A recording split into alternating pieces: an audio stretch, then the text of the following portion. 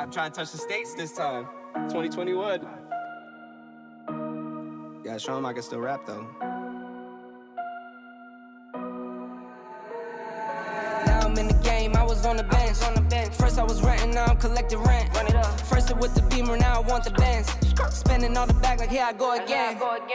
Outside says the chirp, now the camera phone. Told you I'ma keep the channels on. Why you acting different when the camera's on? Why you acting different like your paper long? 8 day wake up and I thank God. Bad decision got you wishing you could say nah. My city gritty, you could get hit any day now. On my mama, I'ma move my family way out. With some 20s, 50s, hundreds, thousands, millions, billions, trillions, zillions. I'm talking Amazon money, talking so much money I could mess around and buy Amazon. I been winning, I'm like, why me? I heard these labels wanna buy me. I don't need you, boo, I style me. I roll G's and they grind me. Now I'm on my game, nothing is the same. Who am I to blame? Money made me change. Cardi in my ring when I'm switching lanes. Money in the carry on them Boeing planes. Money in the carry on them Boeing planes. Now I got a buck for all those rainy days. Ain't have a day off in like 80 days. I got hustles in like 80 ways. Kids if you won't take a lazy day. Wifey on me told me take a break. I keep going to the paper street. Then it's trips out to Montego Bay. If I take the job, bet I get it done. I said it before, I'm a one-on-one. I just caught some ones, only wearing ones. Fornicate the funds, money made me calm. Diamonds on your neck, bet they on your neck. You want that watch, you better rock a tech. You want that chain, you better cop a vest. You want the check, but can you make it stretch?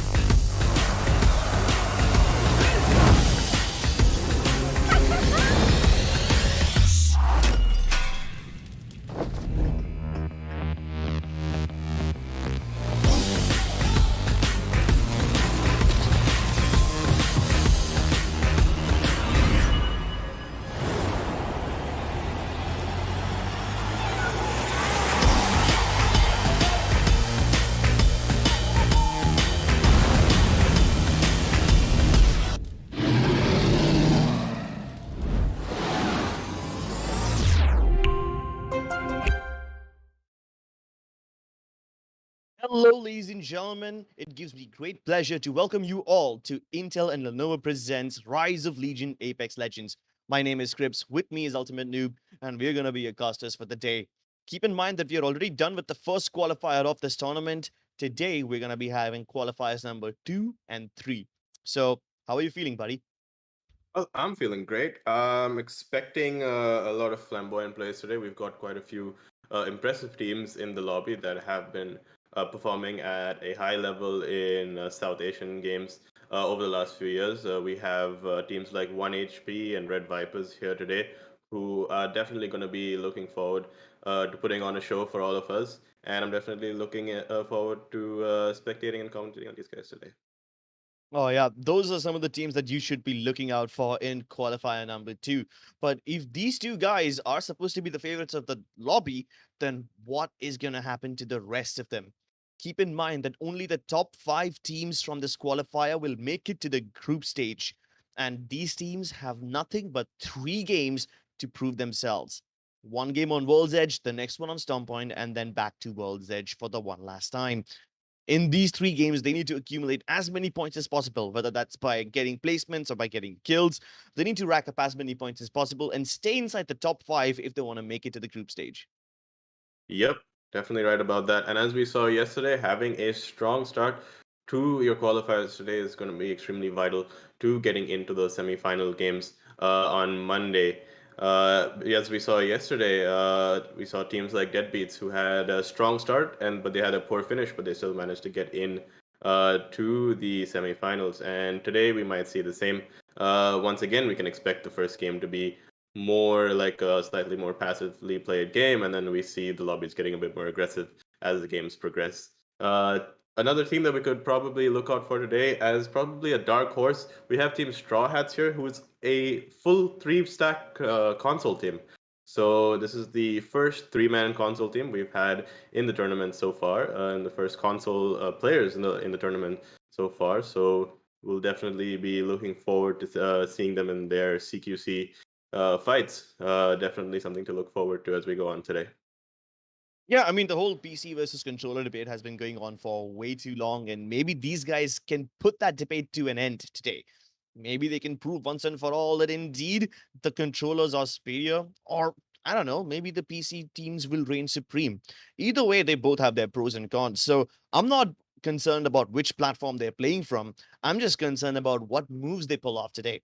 Of course, everyone has strengths of their own, and some of the strongest teams in the lobby, you've already pointed them out.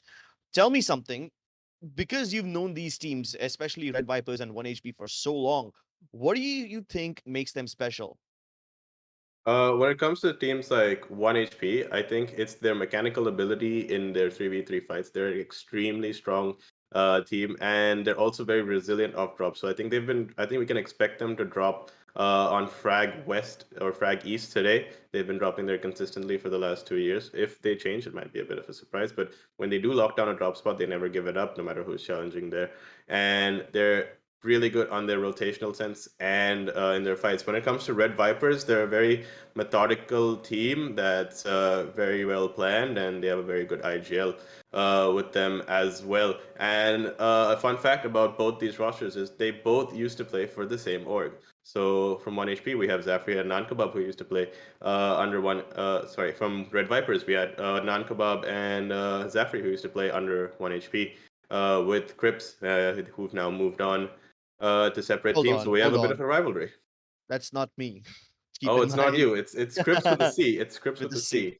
C. All right, all Yeah, right. Had to make that joke. Sorry, no, go ahead. the one who's better at Apex. Oh, bro. Okay, no, Ultimate, no, you can't do that to me, okay? Anyway, jokes aside, I mean, he is indeed the better player. That's why he's in the server. I'm just hard stuck master. This guy's probably achieved Predator like ages ago when he was like for 10 years old or something. But yeah, these guys definitely the better players than me. And continue your story. Do go ahead. Sorry for the interruption. Oh no, it's all good. And definitely we can't sleep on Red Vipers because Nankwab and Zafri have been a very strong duo with the addition of Rahman in their team recently. So it's going to be exciting to see how they perform today. It might be a 2-horse race for first and second, but we can always expect a dark horse coming in and probably usurping their spots and just surprising all of us today in general. Yeah, I just hope that this dark horse makes it into the top 5. That's it. Whether or not it overtakes the first two, that doesn't really matter today now, does it? All you have to do is get into the top 5, which it sounds easier than it actually is. Yesterday, we saw that the score disparity between the teams was just ridiculously high. The top teams, they had more than 50 something points. Meanwhile, the others, they're struggling to get into double digits. That's how much difference was there between the teams who are towards the left hand side of the scoreboard and the right hand side of the scoreboard, the bottom 10 and the top 10. Even between the teams who are in top 10 and then the teams in top 3, those guys also have like a massive points disparity. So it does seem like the lobby is a little bit skewed right now, and these two teams might have an easy cleanup on their hands today. But tomorrow onwards, things are going to get challenging for them. Yep, definitely. When our South Asian teams run into the Southeast Asian pros who've been playing at the highest level tomorrow, it's going to be a new experience for them, and hopefully something that they can grasp onto as a learning experience for future tournaments as well. And as we saw with yesterday, I think when it comes to points, being consistent is going to be extremely important. We saw that the average to qualify yesterday was around 22 points, which means you would have to get around 6 to 7 points per game at least if you want to make it into the semifinals. So being consistent throughout these 3 games, or at least having one massive game, is definitely going to come in handy as today goes on. Yeah, having one massive game and making sure that the remaining games are not bad. I mean, as long as you Right. get like a decent amount of points and don't get eliminated right off the bat, I think you should be fine. But yeah, since there's only 3 matches per qualifier, having that one bonkers game is definitely going to help you. Now, speaking of these games, we saw some patterns yesterday. Both the World's Edge games went towards the northeastern side of the map, more towards Skyhook and the balloon tunnel above it. Meanwhile, the Storm Point match, it was all over the water regions in fish farms. And it's kind of scary how all these circles take you towards the edge of the map. And there are these teams who always land on the edge. So maybe we'll get to see something new today. Maybe we'll get to see some more early rotations towards those extremities of the map. But that's just my opinion. What do you think we'll get to see today? Well, I feel like one thing from Apex that you can't count on is when the zone pulls. In the last 3 to 4 years of Apex, that has never been something that players can rely on because varying from tournament to tournament, zone pulls can change drastically through the course of it. I've seen tournaments where it's pulled, well, like for an entire tournament, it's pulled either towards like the south side of the map or towards like the northeastern or the northwestern side of the map. So sometimes you have games where the zone just decides to pull towards one side. Sometimes you have games where it's more spread out or it's more central. So how it fares out today, let's see. Okay, then. Well, we'll see what the zones are like today. At least yesterday, both the World's Edge games followed like a similar pattern, if not the exact same. But yeah, Storm Point was an outlier. In fact, Storm Point was one of those games which I never thought I would have predicted the outcome of. We saw that a certain team yesterday, Team Epsilon, had the advantage, but they lost it so quickly. And that's just how quickly the tides turn in the map of Storm Point. So I'm not sure if these teams count on any particular map being as their strong one, but certainly having one of those in your back pocket is going to be helpful. Oh, definitely, and especially like just staying focused and concentrated towards the end game without losing that is something that's going to help you not throw away your advantages because the smallest mistakes can definitely Mm. cost you an entire tournament, possibly, as we saw with a few teams yesterday, like CTG, who had a decent start but then didn't manage to capitalize on it and then didn't manage to qualify yesterday. Yeah. And speaking of the qualifications, let's just, before we begin, take a look at the teams that we are going to be seeing today. Today, we have Team 1HP and Red Vipers, the 2 teams that you should be keeping your eyes on.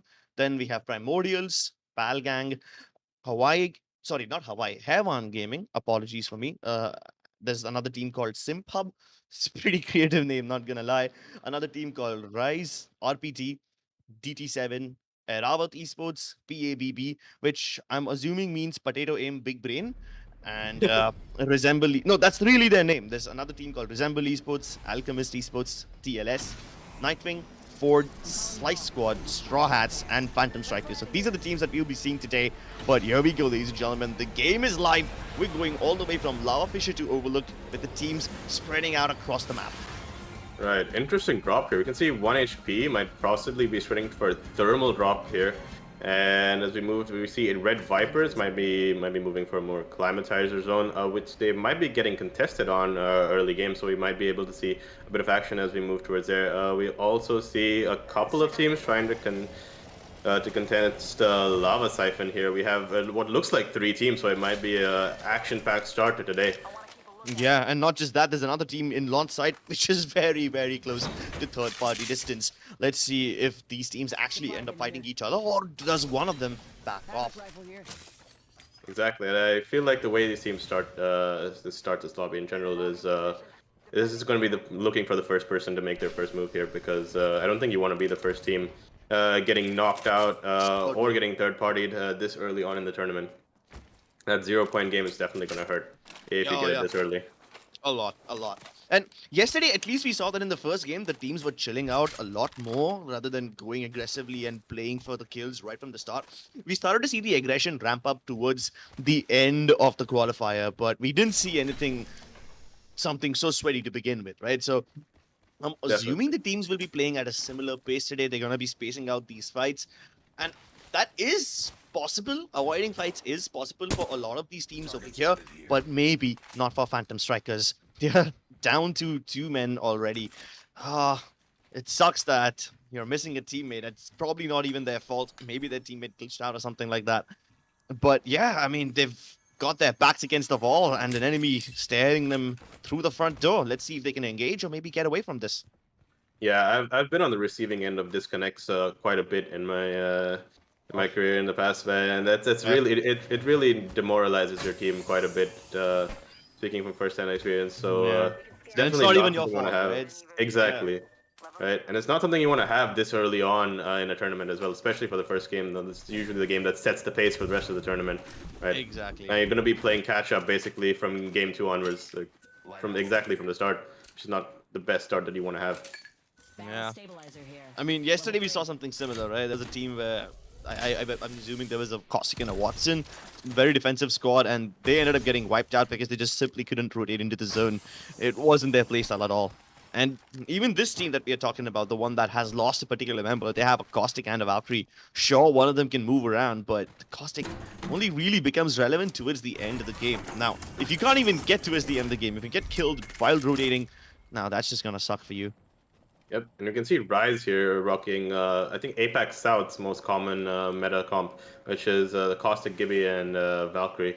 Definitely something we didn't see much of yesterday. We saw a lot of teams going a bit off meta yesterday with the Wraith picks, but I think we're... Pathfinder, Bangalore, everything. Yep, and I think we're going to see a bit more meta changes today, but as we move on here, Foul Gang here challenging off drop right now with Non-Kebab just beaming him off the start. Bring him down to a 2v3. It should be a quick wipe here for Red Vipers. Oh, Red Vipers, they get the drop on them. They've already got everybody cracked, kicking down the doors, taking names, kicking ass as well. And as they've got this man down and locked, this should be the end of the first team. As Non-Kebab and friends, they get the first blood. Looks like they've been third-partied.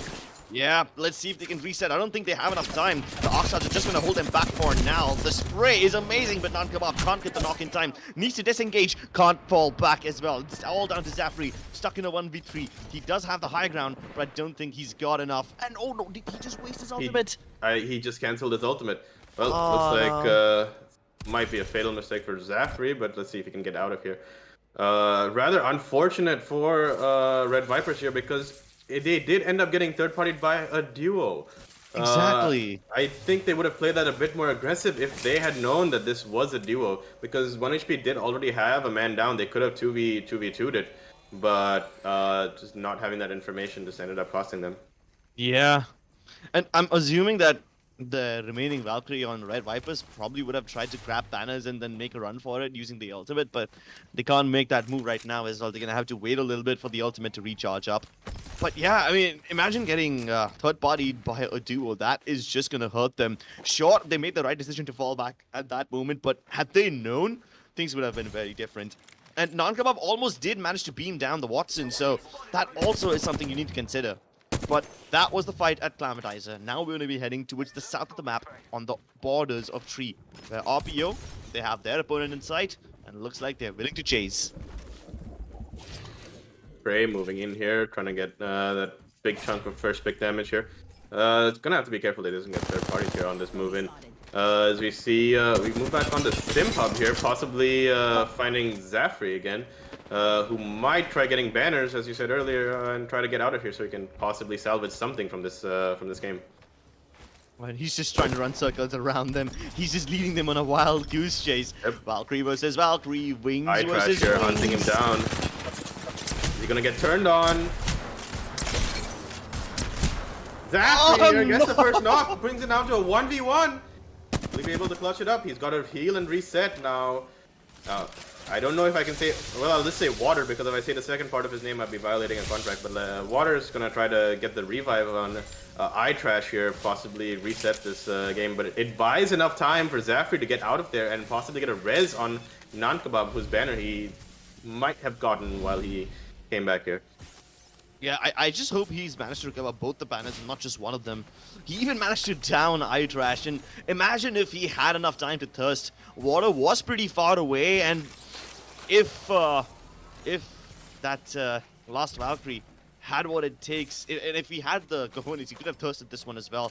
But obviously he's going to play the long game, try to gather more points. He's already got 3 KP.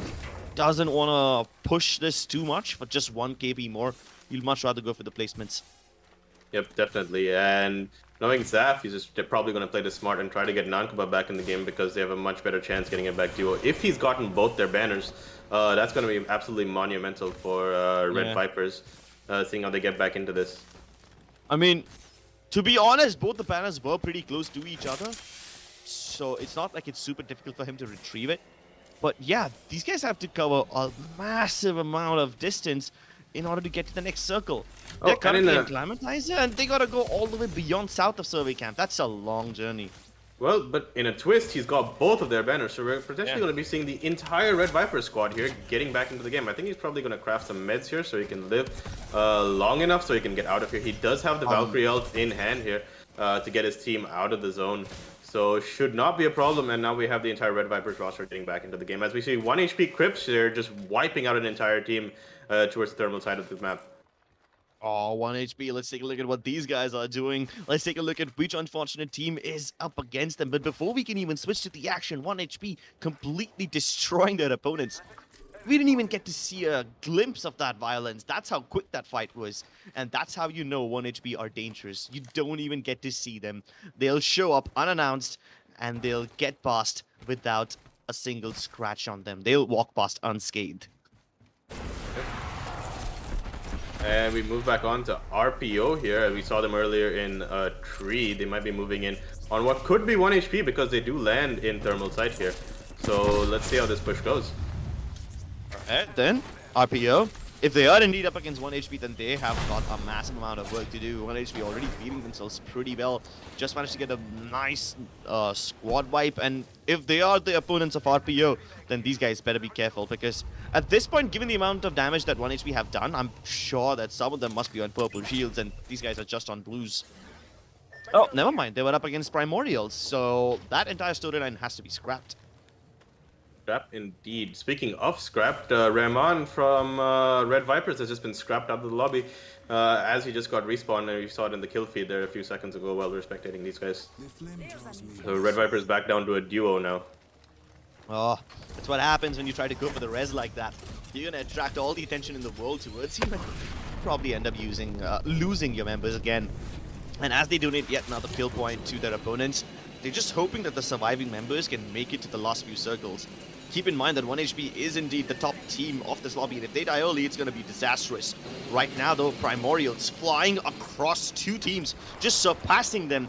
But given the amount of intel they've gathered, if they play their cards right, they can get the other two teams to fight each other, and they turn into the third party. If they play their cards right, and that's a big if. Yep, especially with the choke that they're holding right now. This is a very strong choke to hold for these northern thermal zones. Whenever it comes to playing endgame over here, it's a very strong position with a lot of cover for them, with just two angles to watch on usually when teams moving in. So if you can hold down pressure pretty well on these angles here, it should be an easy hold for them, unless they get Valkyrie ulted on by a random team, which does happen quite a lot in these games. Yeah, we saw a random Valkyrie ult yesterday in Thermal Station. It did not end well for them. Let's just see if these guys will also land directly on top of them, or will they try to just go beyond them? Oh, hold on then. Looks like Primordials have taken this compound, and no, there's more than just two teams in the vicinity. There's three, if I'm not wrong. They're landing onto another one as well. There's people everywhere. There's nowhere for RPO to go. Looks like they have to go for the fight. They try to take the top of this bridge, but their opponents will just relinquish this area and go to the low ground instead. Looks like the fight can't be avoided right now, as Frame already landing some nice wingman shots. But The ult does come down, so they have to move back a bit. Yeah, and they have cover to secure themselves from the Gibby ult, but will the other team be safe over here? Inside this tunnel, there's absolutely nowhere left for them to run, nowhere left for them to hide. Will they be able to bide their time and get to safety? Seems like they've made it, but maybe one of them will go down. The Gibby bubble comes through at the right time. And RPO isn't close enough to continue chasing. They have to continue holding this region, but they can still go for the far range wingman shots coming in from Prem here. Yeah, indeed, and he just completely destroys Suti Place. Meanwhile, RPO, they're kinda biting off a bit more than they can chew. And as they get killed in every single direction, they just need to make sure they don't end up fighting too many teams at once. Because right now, while they have one of these teams cornered outside the ring, the other team has managed to circumvent them from the tunnel region. Let's hope it doesn't come to bite them later on in the butt. Definitely, and they played this very well. Like, they landed on the spot, which was contested by two teams, managed to push one to low ground and absolutely wipe the team that was trying to hold them out or rotate through the tunnel there on the other side. Yeah. But it seems like Ford has managed to reset their whole team after getting knocked off there by Prem earlier on. That raid portal coming in handy for sure. Well, these raid portal clutches, we've seen several of them yesterday, and indeed they are amazing to look at, especially in these last zones when there's plenty of verticality involved and the portal plays just either make or break your game. That's the kind of stuff that really makes this game worth watching. Meanwhile, here comes 1 HP in the region, but they have someone else in their sights right now. And as Crips is able to take down iTrash, he's gonna be able to kill off the last member, Water, as well, and that should be the end of that thermal team that we... No, not the thermal team. This is, I believe, the Climatizer team that we saw earlier, who Nankebab was fighting. Yep, this is the team that ended up wiping off Red Vipers early on in the game. And 1HP did capitalize on the fact that they were duo, so it was quite an easy wipe for them in the Dorito building here. Let's see if they can consume these KPs as quickly as they consume the Doritos. RPO looking really unhealthy. Almost every single one of them is in danger. Heathen's already down, and so is Oshom. Apologies if I don't pronounce his name correctly, but Brame really has to go on a rescue mission over here. And he tries to get the kills. He's going to be spraying them down. Good kill on Device City player, but are they out of danger just yet? They need to go for the reset really quickly. They are lucky enough nobody is trying to push them, but they need to make their way into the zone, and there's not too much natural cover available. Yep, they do have their Valkyrie ult, but they have to focus on hitting that as fast as they can, because the zone is coming in a few seconds now, and they've got to find a spot just to cozy up and for the next zone. Oh, let's see if they can actually find this one. The Valkyrie ult might just be their saving grace, but if they land on top of the wrong team, this could be burst. Airborne Gaming, though, the first time we've seen them in action, and this is happening all the way towards Landslide, the other end of the map from where we were seeing all the action before. So maybe these guys could be isolated, but they're trying to go for a rotation outside the ring, phasing out. This could be a bait. If he leads his enemies back to his teammates, and if they actually bite this bait, this would be a great way for Hevan to force their opponents to relinquish their zone advantage and fight them in this location, the portal place, to get them back into the safe region. Is it gonna be enough? Just barely. Just barely. Looks like Hevan Gaming will live to fight another day, but the they're not out of danger just yet. Oh, they're not, and they have another fight coming in right now. Hairwan Gaming here trying to take on a crypto team by the looks of it. Oh my god, this is so risky. This bubble gives him a little breathing space, but the missile swarm doesn't hit. He ends up actually stunning himself, and that is just ridiculous. I'm surprised he's still alive, but maybe this Thirst can help him go for the armor swap, and that's exactly what they need right now. They do not have time. There's very little time for the next zone to close, and they need to fight two teams to find a way inside and then find a spot inside as well.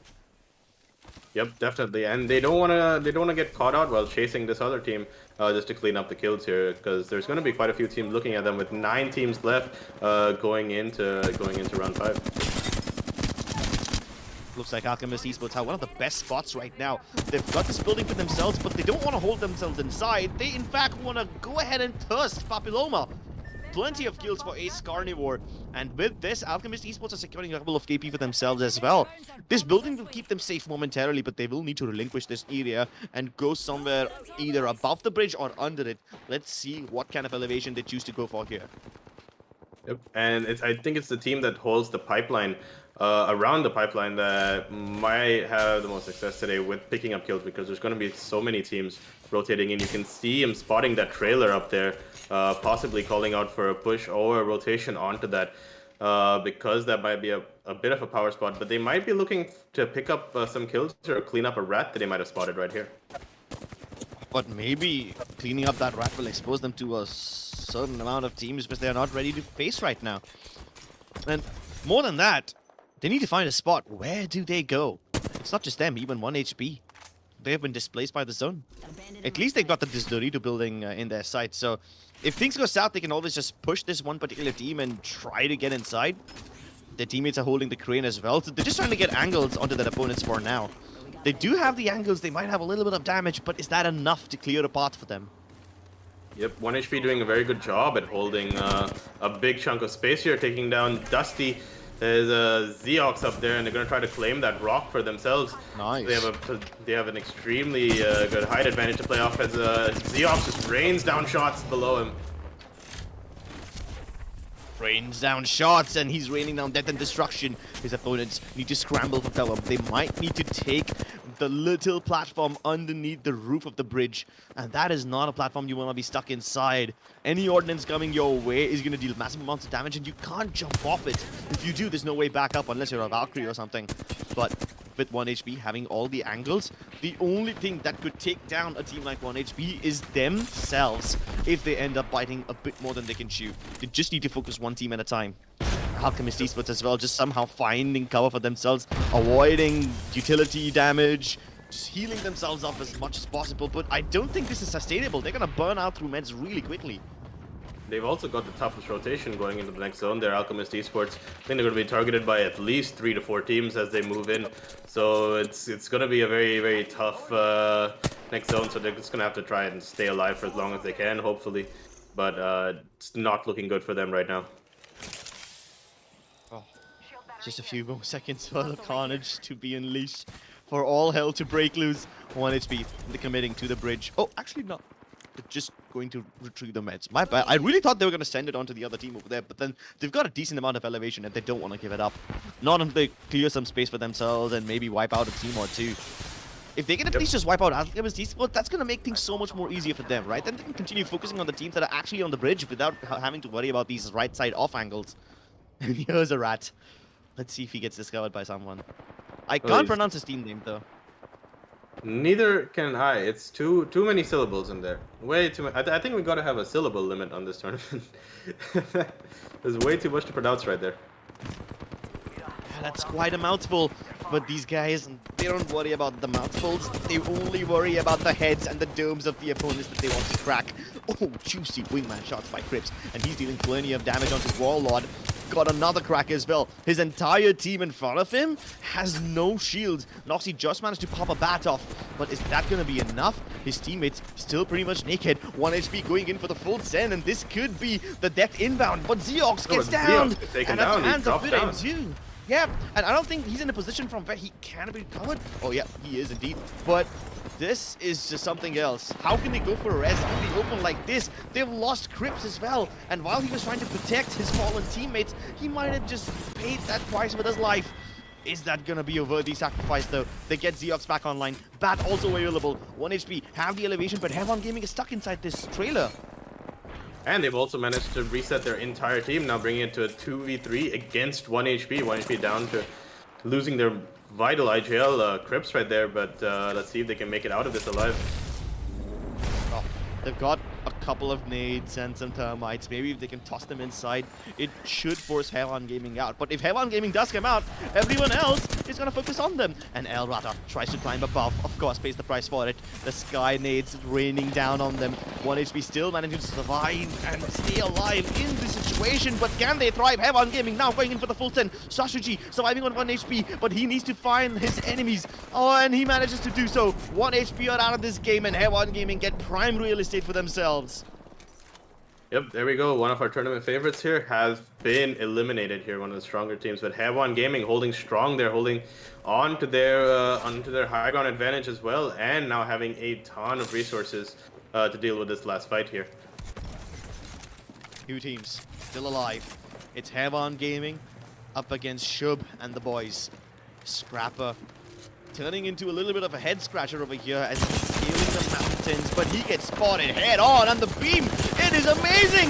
It destroys everybody! He's aiming it at the populace and decimating them, just burning them alive. Somehow the shield bats are still off, and these guys are keeping themselves alive, but do they have a fighting chance? The reset has completely happened, and we are back to square one, but they have lost elevation, and maybe Heaven Gaming, they might have just thrown away their advantage, but as long as they can keep this team downstairs, they should be good. Warlord now locked in a 1v1. Will he be able to go up against his opponent with the Peacekeeper? Both of them going out with their shotguns, and the pumps, they're not that great. The crack still happens. They need backup, and they need it right now. There's so many elevations on this fight. There's 2 people on top of the bridge, 1 inside the trailer, and the rest of them just underneath. It's chaos and carnage all over the place. I think the ending of this game is going to be decided by who stays up here on high ground, because that's where the zone's going to be pulling.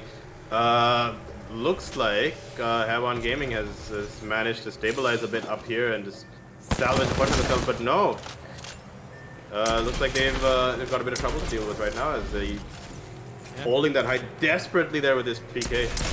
But even though he has the high ground, he has nothing else. It's a 1v3, and if he drops down, he's going to be dropping down into certain death. He's stunned. No way he can continue fighting. No, it's a 1v1. Oh, he actually pulled it off!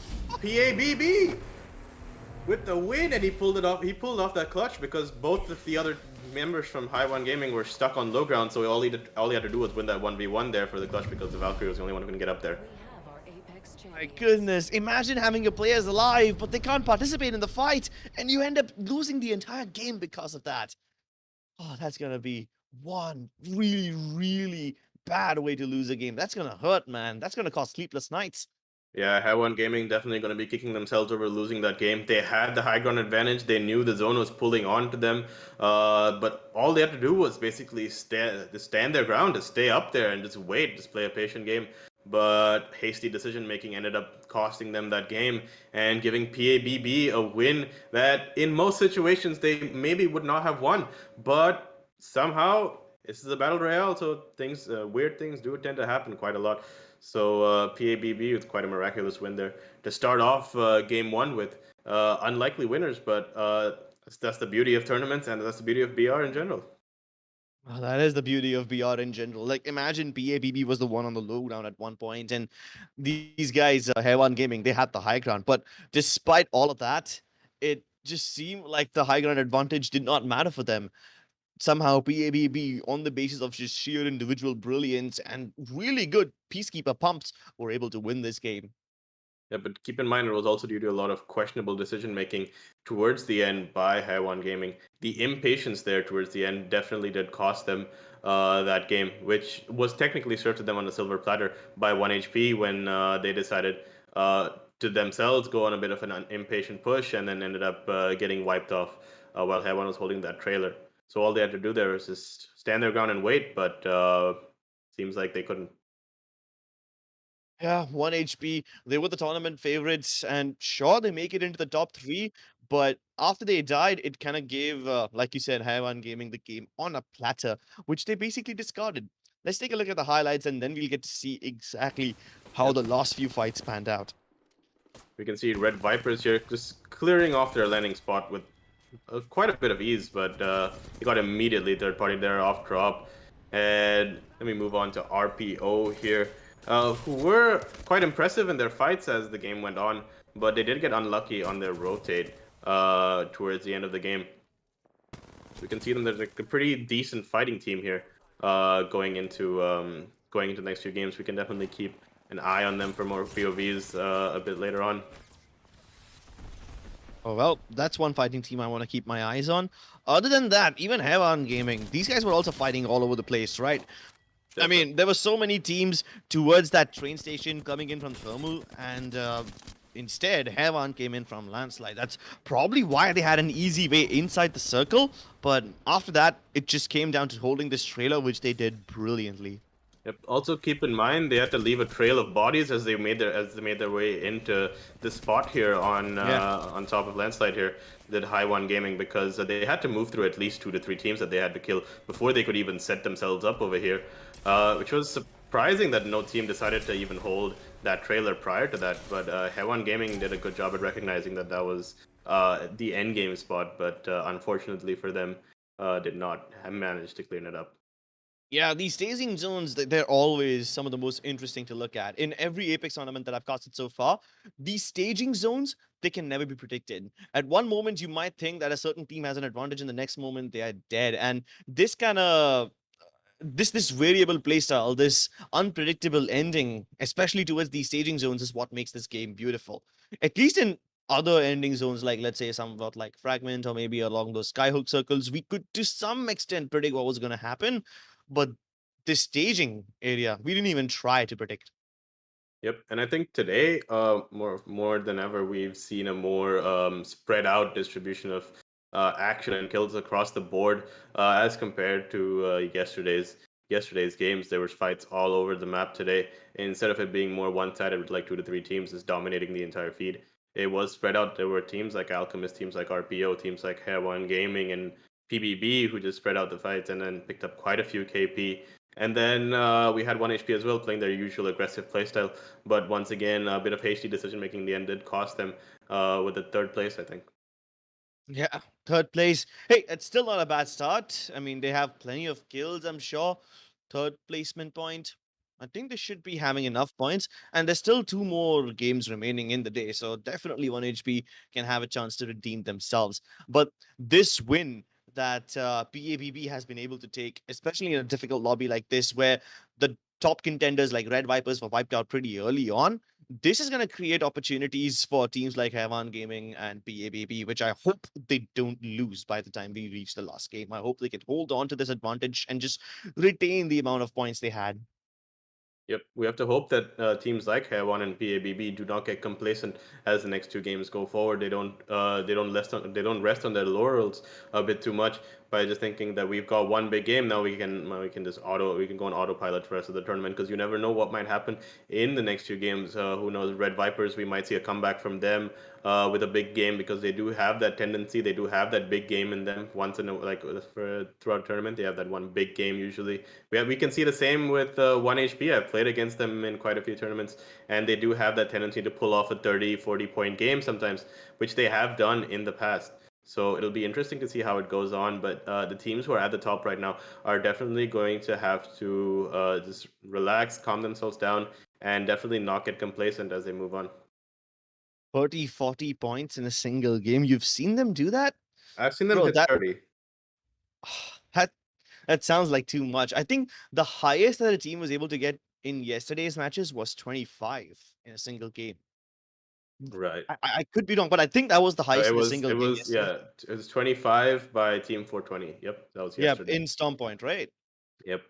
But Yeah, so that was we have seen 30-point games before in the past, and I'm hoping that we see one today. Hopefully, yeah. hopefully a lot of action to come over the course of these next 2 games, and later on for a 6 o'clock broadcast for qualifier number 3 as well, which is coming up. Yep. Now, I'm glad that you mentioned that.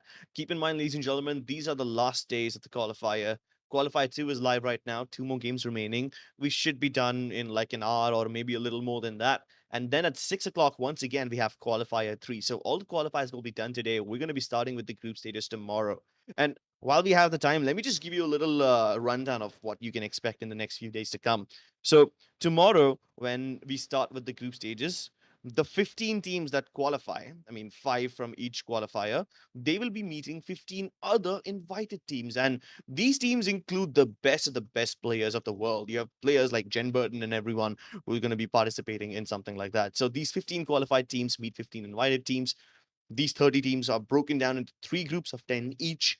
2 groups play each other at the same time: AB, AC, BC, and stuff like that. So we keep rotating groups around, and at the end of the group stage, the top 20 teams who have the highest points will make it to the finals, which begin on 22nd of this month. Yep, definitely. It's something to look forward to over the next week, because this is going to be the last tournament that these big teams play before they head off to LAN in the US, which is coming up later on next month. So this is also going to be the first time that these guys are going to be playing a tournament ever since the Sweden LAN. So it's going to be interesting to see how the games play out as we move forward. Yeah, let's take a look at the score and see which team is on top, which team is in danger. And Potato Aim, Big Brain, they've got 20 points in this match. Pretty cool. 12 from the placement, 8 kills. 1 HP also have 8 kills. In fact, all top 3 teams have 8 kills. And surprisingly, it's an unlikely contester, Alchemist Esports, who has the highest kill points. We didn't see too much of that action. We only saw them getting out of that lab building and beaming down one team on the screen, but I'm assuming that all the other kills must have been off camera. That's probably why they slipped under the radar. Yep, and as you can see here, Check Kumar here, the rat actually managed to get himself all the way into, well, not he This would definitely have managed been to at get least himself all top the way into 4. top three. That was Top 4 or top top three. 5. Top The 4. 7 points. That was Yeah. 7 points for Check Kumar. So he managed to rat himself in from top 8 to top 3. That was pretty impressive, and I think that was the caustic that Haiwan Gaming ended up killing on top of the trailer there that we saw towards the end of the game. There was like the random caustic who pulled up through a raid portal. Yeah. So Check Kumar managed to out survive 1 HP. Now that is an achievement in itself. So while you guys have been able to get to double digits, there's several other teams who are knocking on the doors. I mean, this time the points disparity is not as high as we saw in the games yesterday, right? Even the Right. teams who are from who are residing currently between the 4th position to the 8th position have a decent amount of points, and the distribution is much more evenly spread out today as compared to the games yesterday. Now, this should make things really interesting because yesterday we were able to figure out the top 2 teams before the last game even started. And then all we had to do was figure out who's going to be in the top 5 towards the later stages of the qualifier. This time, if the points are much more evenly spread out, the suspense is just going to keep on building up until the last moment. And I like that. Exactly, and we're not gonna be going into a game 3, hopefully, just knowing who our top 5 is gonna be, and it's gonna be really exciting to see if there's any dark horses from maybe from the bottom 10 that do end up pulling up into the top 5 as well. So we could be looking forward to seeing that, and we can also see teams that underperformed in game 1, such as Red Vipers, making a comeback over the next 2 games. Yep, hopefully we'll get to see all sorts of comebacks and a really close competition. But all of this, ladies and gentlemen, will happen after a short break. Don't go anywhere. We'll be right back.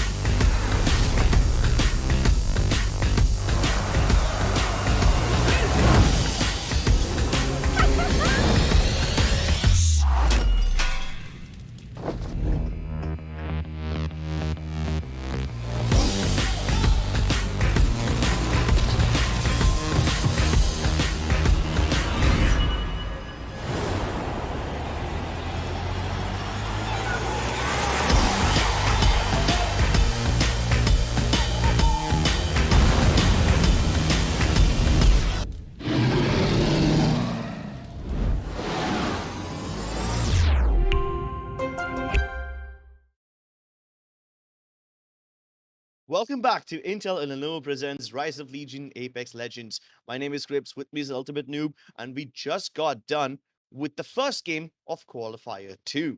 That was World's Edge. We have Team Potato Aim Big Brain.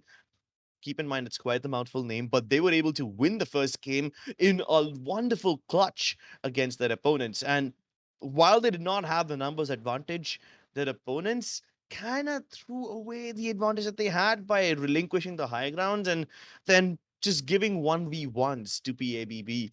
Now, if that didn't happen, things would have been very different. But surprisingly, we had some rats surviving all the way into the third place position. That was Check Check Kamar. And then some of the tournament favorites like 1HP going out at number 4. More than that, Red Vipers getting eliminated pretty early in the game. Now, these are the kind of storylines that keep the tournament exciting because that's just making this points table be more concise and be more evenly spread out. Unlike yesterday, where we were able to figure out the winners before the last game even started. Next game is going to be Storm Point. Do you have any expectations coming from this one? I feel like we're gonna see a few teams outperform the last game. I think we're gonna see Red Vipers make a comeback here on Storm Point here because they might have a point to prove, especially by going out so early in the last game. I think by 1 HP standards, fourth place was also disappointing for them in a qualifier, so they're going to be looking to redeem themselves as they move on. And I think we might see RPO having a very good game on Storm Point here today as well. So the Storm Point games usually are gonna have a slower start than World's Edge because the map is way more spread out. Because you're not gonna expect third parties to come in as fast as they do on World's Edge because of how the map is designed.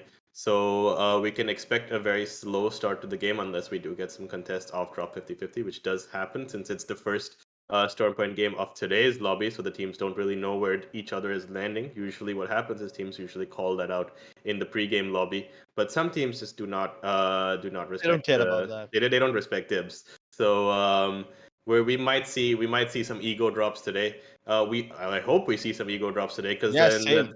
that means that that's some action for us to watch without having to wait for potentially mid to late game before we see our first bit of action here.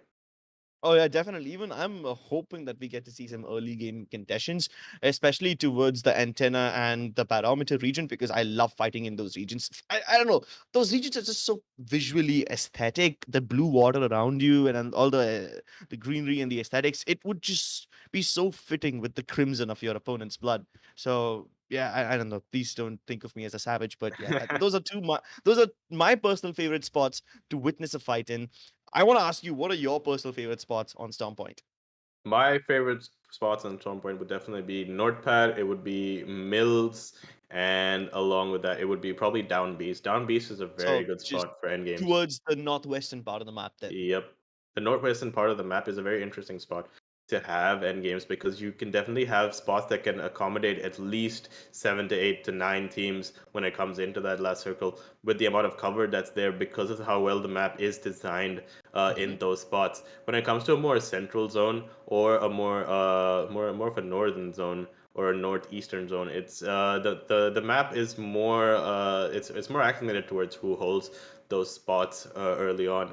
But with more of the southwestern or the northwestern sides of the map, you can move in a bit. You can afford to play the edge and move in a bit late on those sides. Um, Yeah. so we can definitely look forward to seeing a lot of entertaining fights towards the end of this game. Excuse me, but we will see a lot of entertainment towards the end, and it might be a mouthful for both of us to keep Yeah. track of the amount of action that goes on, and hopefully we do get to see that. But it's all to find out as the next game starts. So, yeah, I mean, I'm glad that you pointed out that the northwestern part of the map can like really hold a lot of teams, especially towards that last few circles, which is quite the opposite of what we saw yesterday, right? We had the circle go towards Scale Station and Fish Farms, that particular region, just towards the east. I'm sorry, east? Yeah, my geography is bad. Yeah, East it of was the Launchpad in that particular region, and that is such an open region in the water over there. Unless you have characters that can really move, like move, like an Octane with the jump pad, or maybe like a Pathfinder or something like that, or maybe even an Ash with the ultimate, you guys are gonna be stuck there. Even the Gibby Dome can't save you in such an open area like that. Yep, Ashe is definitely a legend that's made for Stormpoint. She's Yeah. definitely something that's extremely meta that you'd see pro players using quite a lot when it comes to Stormpoint. And I'm hoping we see a bit more Horizon as the tournament goes on, because that's another character that is it's just a joy to spectate, especially when people are well versed with the movement tech. And they have the aim to back it up as well. It's a really exciting character to spectate. I think at this point, almost everybody in the lobby has that level of mechanical prowess, right? Whether it's movement, whether it's aim. I mean, if you guys are participating in a high stakes tournament like this, you definitely know what you're doing. And I would love watching every single one of these players play. Of course, some a little more than the others, because we've seen them in previous tournaments, like teams like 1HP and Yeah, the Red RPO, Vipers and all Red these. Vipers. Yep. Yeah, even RPO for that matter. I haven't seen a lot of RPO, but I've definitely seen Nan Kebab and all his other friends play in the tournaments before. So yeah, there's certain expectations that we have from teams like these. But then again, I'm glad that teams like PABB and Hevan Gaming, these underdogs can step up and upset the hierarchy. And that's the best part about this game. You might have been the best for a long time, but you may or may not be the best today. And you gotta defend that title. Yep, and so far they don't seem to be doing a good job at defending it, and it's proving to be more of an underdog story today, as we've seen with two teams that are not that we're not used to seeing in the top two or top three, just rising up. So it'll be exciting to see how they progress over the course of the next two games. This next Stormpoint game is going to be vital to see, because if they do manage to get another top five with a decent amount of kills, they could potentially see them locking their place in for the semifinals that's coming up tomorrow. Oh, well, I am really excited for the semifinals, man. I just can't wait to tell you who all I'm looking forward to see in action. All these players that we're going to be inviting tomorrow, they are like the best of the best in the whole goddamn world. And naturally, when these teams from South Asia are facing them, they are also going to be facing an opponent of higher caliber. So I want to see if these qualified teams can give the invited teams a run for their money. And if so, then by how much? I want to see how many underdogs can we send through to the finals. Yep. I feel like the invited teams might think that it might be a walk in the park for them. But we can hope that some teams that qualify from these qualifiers can possibly give them a run for their money. But it's all to be seen, because they do not have the experience that, say, the bigger teams have in the lobby from the 15 that have been invited. So it's definitely going to be interesting to look out for a few teams. We expect it'll be exciting to see how the top performers from these lobbies, like the first and second place teams, end up performing as the next 3 days progress over the course of the semifinal. Yeah. Next 3 days, semifinals. And then after that, you've got the grand finals starting from 22nd. It's going to be a blockbuster week of Apex Legends action. So you guys, you better subscribe to this channel and keep your popcorn ready. In fact, there's going to be a tiny break between qualifier 2 and 3. You know, almost like an hour or something like that. I would recommend go shopping during that time. Go ahead and buy all the snacks, the chips, the popcorns, the soda, whatever it is that you want to have on a Sunday. And that's one good thing, because I did indeed revise the way I did figure out the days of the week, unlike me being confused yesterday. Well, he did revise the days of the week, but he has forgotten to get his popcorn today, because our breaks were so short today. Yeah, exactly. Crips might be a bit edgy over the next few games, because he definitely hasn't eaten or drank anything during the break. But we move on to our Stormpoint game now with Aravada Esports here. And about the esports, let's see where they drop. We've already seen a couple of teams leave the dropship, and surprisingly, the southern part of the map is somewhat spread out. You've got TT7 heading to a C0 cave, maybe even Punisher and Go heading in the same region. There's a small possibility that they might change course and head towards the mill instead later on, but Barometer seems to be occupied by Team Red Vipers, and they are uncontested over there. Yep, we can also see RPB here going towards Launchpad. They are being contested off drop on Launchpad by the same team, I think, that contested them last time, if I'm not wrong. It's either that or it's HPB. Well, we'll take a look at that. But for now, this particular team, they have dropped just in C0 Cave. And even C0 Cave seems to be one of those places which I thought would see a lot of action, but apparently not. Cascade C0 Falls. Caves Casino Cave's definitely a very strong place to hold because it does have spots where it guarantees purple armor as it goes on. Yeah, that part is not even a part of actual Xenon Cave. It's like a little towards the north west of it, right? There's this little cave underneath. It's unmarked, doesn't have a name on the map. But speaking of names, here's Revenant Esports taking names and kicking ass. The car doesn't do all that much damage, but he's starting to run out of ammo, and that's what I'm more concerned about. He's found the elevation, goes in for the shot, but no, he runs out of bullets at the wrong time. He does get the knock onto YCD player, but what about the others? Apex has been knocked as well, and poor Braun, he doesn't have any bullets. Well, he tried being Mike Tyson, but he ended up being, well, his opponent ended up being Tyson Fury because he just managed to dodge all of those punches. Tom up here having to back off and just save face for his team, try to get a few placement points. Hopefully, once top 15 goes, because that's when you get your first placement point. But he's going to have to go on and move back out. Yeah, but that one placement point, how much can you possibly do with it? Scary, bro. Almost hold out his heirloom at the wrong time, but as the Spitfire runs out of bullet, his R99 will have to do the dirty lifting. The Arcstar does help him out a little bit more, but how much can he possibly do? His teammates also steps in at the right time. Aditi with the Prowler has managed to get the knock onto GB, and there you go, the finish comes through. Yep, Nightwing with a quick, easy, and clean fight to start off here at Cascades. 3 kill points on the board for them. I don't think we saw them in our top 6 or top 7. So that's a few points to put them up there and get them closer up to that top 5 position, making the end of this game even more interesting than it already was going to be. Oh, let's see what happens. Usually in my ranked games and my pubs, Cascade Falls is like third-party central. In fact, forget about third-party. There's like at least 10 teams who land over here. But Nightwing find themselves alone and with enough time to go for the reset. Now let's see if they find any other teams who are hiding inside either command center or towards the wall. There is one HP who landed towards Barometer, but they've already traveled towards this gravity cannon on top of command center. And as they jump out, they will come in direct contact with the team that we just saw on your screen a few seconds ago. It's going to be Nightwing. And I think Nightwing Gaming can also have the audio cues of the gravity cannon from that range, but looks like 1HP have some other target in sight. I just hope that 1HP don't get backstabbed by Nightwing later on. I think we might be looking forward that might be coming up, but it looks like Cribs here has gone off on a really aggressive angle here, just zipline straight into the team. Somehow did not get beamed on that zipline as he moves on in. Now 1HP here on the prowl, looking for their first kills of game 2 here as we move forward.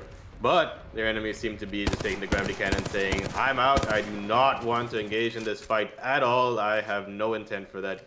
Chase me if you want, I'm going to keep running. I don't think she's going to chase. Their opponents, they fell back towards Thunderwatch. We did see Nightwing towards Cascade, and I'm sure that they must have heard all these gunshots. So do they come in to contest them? Will they even want to go for some of these early game fights? 1 HP, they're a very aggressive team. So if they do see teams within their vicinity, they are most likely to push them. But 1 HP will definitely push, but I'm more concerned about whether Nightwing has the same, how do I say this, appetite for violence as 1 HP does.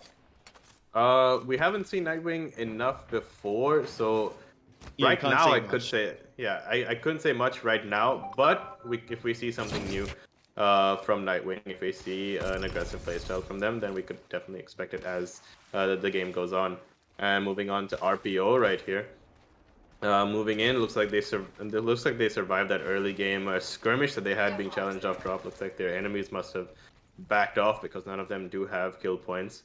But they do spot someone here on the western side of them. Possibly the team that contested them early on in the game here. Shots going in from Prem here, connects with the car SMG. Will they try pushing up on this? Oh, I love this compound. Connects 3 places just towards the side of Launchpad. Now this little tunnel that RPO are taking right now keeps them safe temporarily, but with their position revealed and another team waiting for them just around the corner on the high ground, will this team find the safety that they are seeking? I don't believe so. Yep. Oh, and they headed straight into the lion's last den. game's winners that they're going to be facing here with Warlord in this group. with PBBA. Uh-oh, another fight happening involved this time, and this time it's Ford who have to channel all their speed ahead, unleash all the engine powers. The spray from the flat might not get enough, but the Bangalore ult is going to force them back. Oh no, it's Alchemist Esports that they're up against, and they've already beamed down Heathen with their charge rifles down to a 2v3. Will they be able to find the advantage that they need? Because this charge rifle is keeping so much pressure maintained on that Pathfinder, forcing him to stay afloat. The Wraith Portal builds a little bit of distance between them and Alchemist Esports, but it's not like the Alchemists are going to let a little bit of distance get in between them and their prey. They want to go for these kills right here and now, down to a 1v3. How much longer can this man keep himself alive for? That is it. Not much longer indeed. Alchemist Esports, they beat Team Ford. And that's 3 more points on the board for Alchemist there that pushes them closer towards that top 5. And now we see PABB here moving on into... Well, they're moving on out, actually, of a fight. They must have got caught up there on high ground. They're definitely going to be moving on out here, as we see. Yep, definitely deciding to disengage for now. Just reset and focus on their rotation. Okay. A little moment of silence, a little brief... a little calm before the storm. Exactly, and calm before the storm, and we are on storm point, so the word puns, they just write themselves. They definitely do, as we see Alchemist Esports here trying to move in on a team down here, but will they opt for it? So far, 2 teams have already died in the wall region, and this could be a third one. They're going for the replicator, and they're just crafting all their stuff, but little do they know that there is an enemy waiting for them right around the corner. Now, the wall is not going to be in the next zone, but Thunderwatch definitely will be. We saw 1 HP towards Stormcatcher just a couple of seconds ago, but now they've taken their position back in Command Center. If they can hold Command Center, then they should be able to gatekeep a lot of teams coming through this region. Well, I mean, they're holding that vertical zip line, right? So, yep. I mean... Well, 2 spots that are going to be a bit hot right now are the wall. We have 3 teams moving in there. And as you can see on the right side of your map here, the bottom of launch, the top of Launchpad right now with RPO and Red Rangers here moving in on each other. Got to see what happens. RPO do have a little bit of distance in between them and their opponents, which is something that this longbow could capitalize on, but given that they're all just so broken and disoriented, they just have to hold still. Now they see an opportunity. They know that this team that they were up against is getting pushed and getting thirded, so they can maybe take a couple of pot shots of their own. Maybe little stealing of the pie over here. Yep, but what they've got to be careful with is that Red Vipers is right around the corner from them. So they don't want to be giving them that advantage, or unless this is Red Vipers themselves. It looks like Red Vipers is meta pick with Ashe, Gibby, and Valkyrie, and it's a bit of a tough rotation for them as they move through this open hill here. But Osam here failing to connect on his longbow shots right now as they move on in. Oh, PABB, they are also in quite a lot of danger. But this fight, this is something completely else. Scrapper trying to go for the spray. Archangel going up against him. The Peacekeeper shots don't connect, and Evian will be able to spray him down. His teammate, Archangel, has to relinquish this region and fall back. Hopefully he can regroup with Shizuel later on. And while they're all running so low on HP, the best hope for survival is to get out of this region and into the zone as soon as possible. But I don't even think they'll get to exit this space. Yep, definitely an unfortunate start here for our group leaders, PABB. They might try to opt for Valk ulting out of here. Nope, they seem to have found another team here just running into them. Not the best of luck for PABB as he gets flanked here by a Caustic. Oh, flank isn't gonna work out. Shizual now has to say goodbye to Scrapper. They thought that they'll ride off into the sunset, but it seems like Water has other plans for him. He drowns him alive. And PABB, the winners of the last game, have now been reduced to a one-man roster. Even banners cannot be recovered. Yep, especially because they're spread out so far across the map as well. PABB just falling like pins, just all over the place, actually. Not the start you'd want to see from them if you are a PABB supporter, that is. Oh, I just hope that the amount of points that they accumulated in the last game should build up enough buffer for them in case they have a bad game this time around. Well, they managed to get inside the top 15, so they will get at least one placement point. But that is nothing but a consolation at this point. I'm sure that they desire somewhat more than that. And keep in mind that he's starting to walk up towards Stormcatcher. After this, anything north of this, it's just going to be very, very crowded. And keep this in mind, man. We are about to see the closure of round number 2, ring number 2, and there's still 15 teams left. That's going to get quite crowded. It's going to get very crowded. We're looking for a very exciting ending here towards the ending of our Stormpoint game here. Much more exhilarating than our World's Edge game. As we move on here to Sim Hub here, we're in a fight. A bit of a sticky situation here, taking quite a bit of damage. Their Caustic here have water having to back off here and probably rip a Phoenix. I don't know if he has enough time for that Phoenix because of the zone, but let's hope he can pull it off so they can get the full reset as they try to find a spot in the zone. They do have Valkyrie, and it is a bit of an off-meta pick for them, the combination of Caustic and Bangalore on the same team. Not something we're used to seeing quite a lot, but let's see if SimHub can make it work. Yeah, I mean, you get one digital threat and both of them just get countered so hard. But still, I'm just surprised they're not using their Valkyrie just yet. It's quite a lot of distance between them and the next ring, and in the next 3 seconds, as soon as this third ring starts to pop, the damage will be amplified so much that you just cannot sustain yourselves outside. They're probably gonna run out of meds before they reach the ring. I think that they're fine for now, but once the next ring starts closing in, that's what they have to worry about. The ring, the zone damage, yeah, the zone damage is gonna stay the same for now, but once the next ring starts closing, that's when they're gonna have to worry. And it looks like Envy here. Nope, I thought he ran out of meds, but it was just him pulling off a med kit that we saw off our screen. Okay, I mean, they're not that far right now. They're just approaching the border of command post, and then all they have to do is climb that massive zipline up, go into the spider nest region, which is a little risky because 1 HP resides over there. But there's other teams also who are having a little bit of trouble. So even though there's 14 teams left, keep in mind that there's so many of these teams who are just solos and duos. Phantom Strikers is a duo over here.